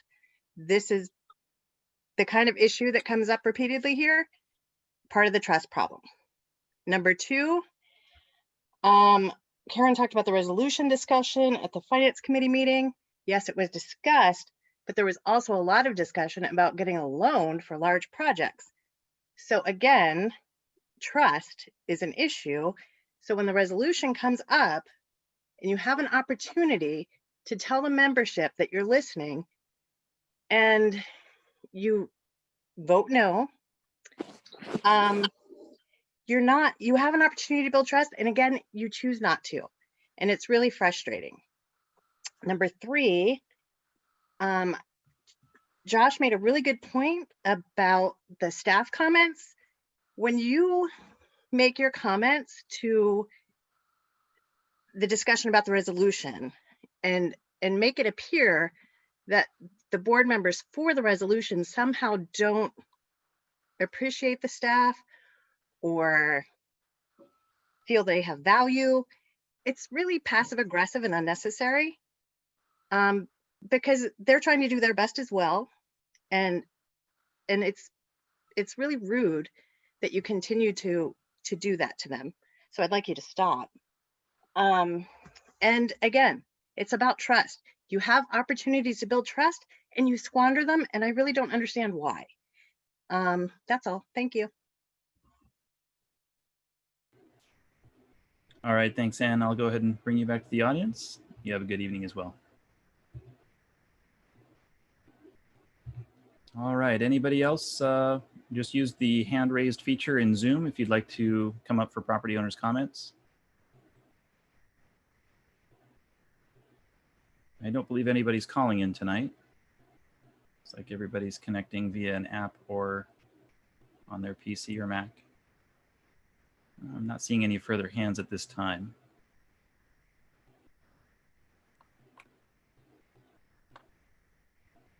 Okay, thanks, John. Sure thing. I guess just as a follow-up to Nancy's, Joe, will you spearhead getting the parliamentarian documents posted?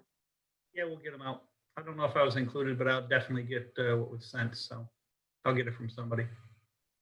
Yep. Okay. I can make sure you have what Send I me a got. copy then, please. Okay.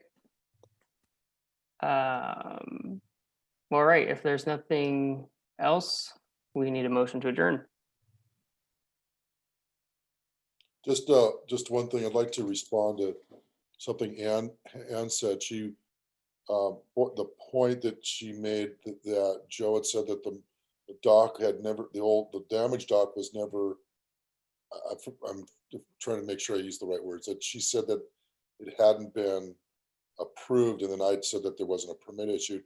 I'd like, maybe she could send me an email. I'm trying to better understand where those comments that Joe and I made affects her ability to have trust.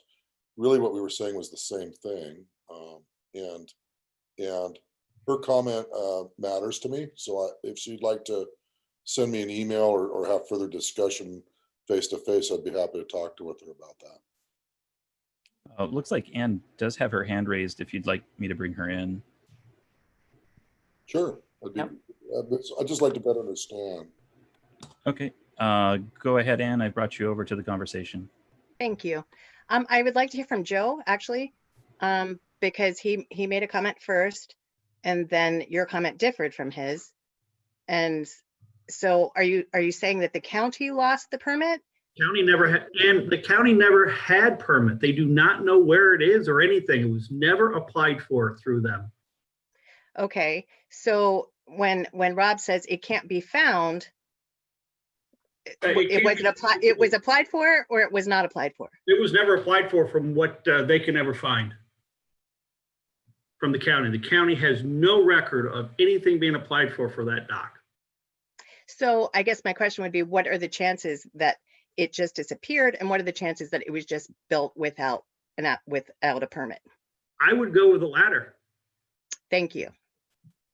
Yeah, I wouldn't disagree with that whatsoever. But what did occur was Lakeside's land use person worked very hard with the county, going over the aerial photographs and doing their best to be able to ascertain when that dock went in, and trying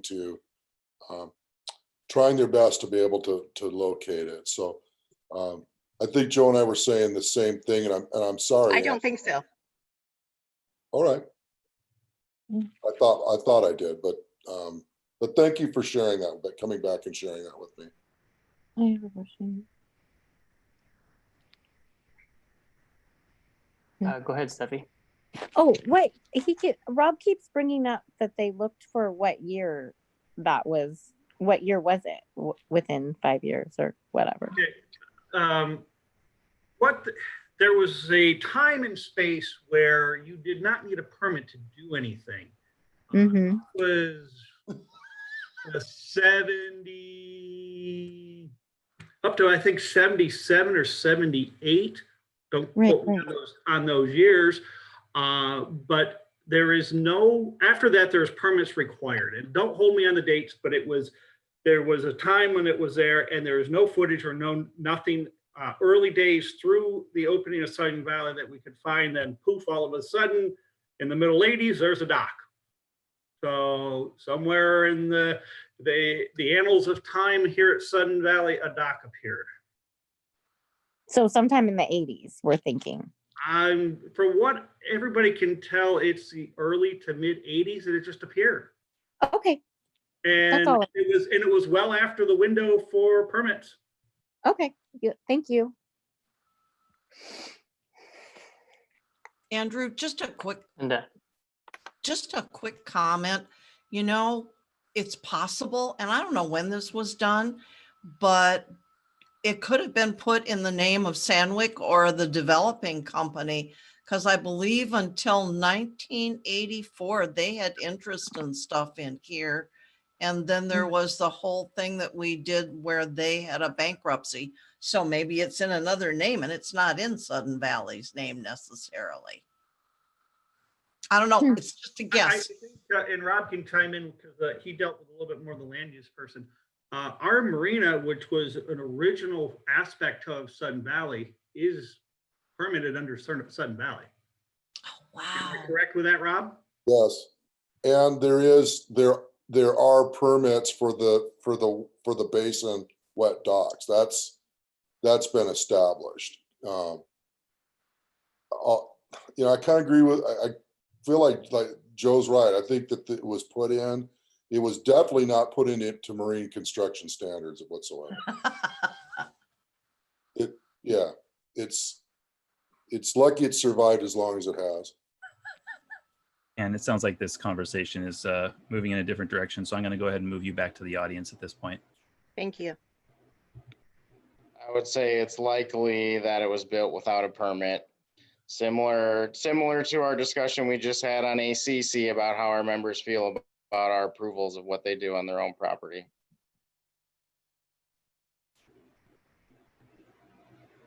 You guys are gonna need a permit to keep me up any longer. Can I move to adjourn? Second. We'll make that by Nancy's. acclamation. Have a great night, everyone. Have a good night, everybody. Good night. Good night. Thanks. Good night. Great work, everyone. Good night. Wash your hands. Nancy, I saw your hand there at the very end. If you'd like to email us back at the office with what your question was, I'll see if I can get it to the board. Or you can just email BOD. Here, I'll just bring you right over. Let me end the stream here as well.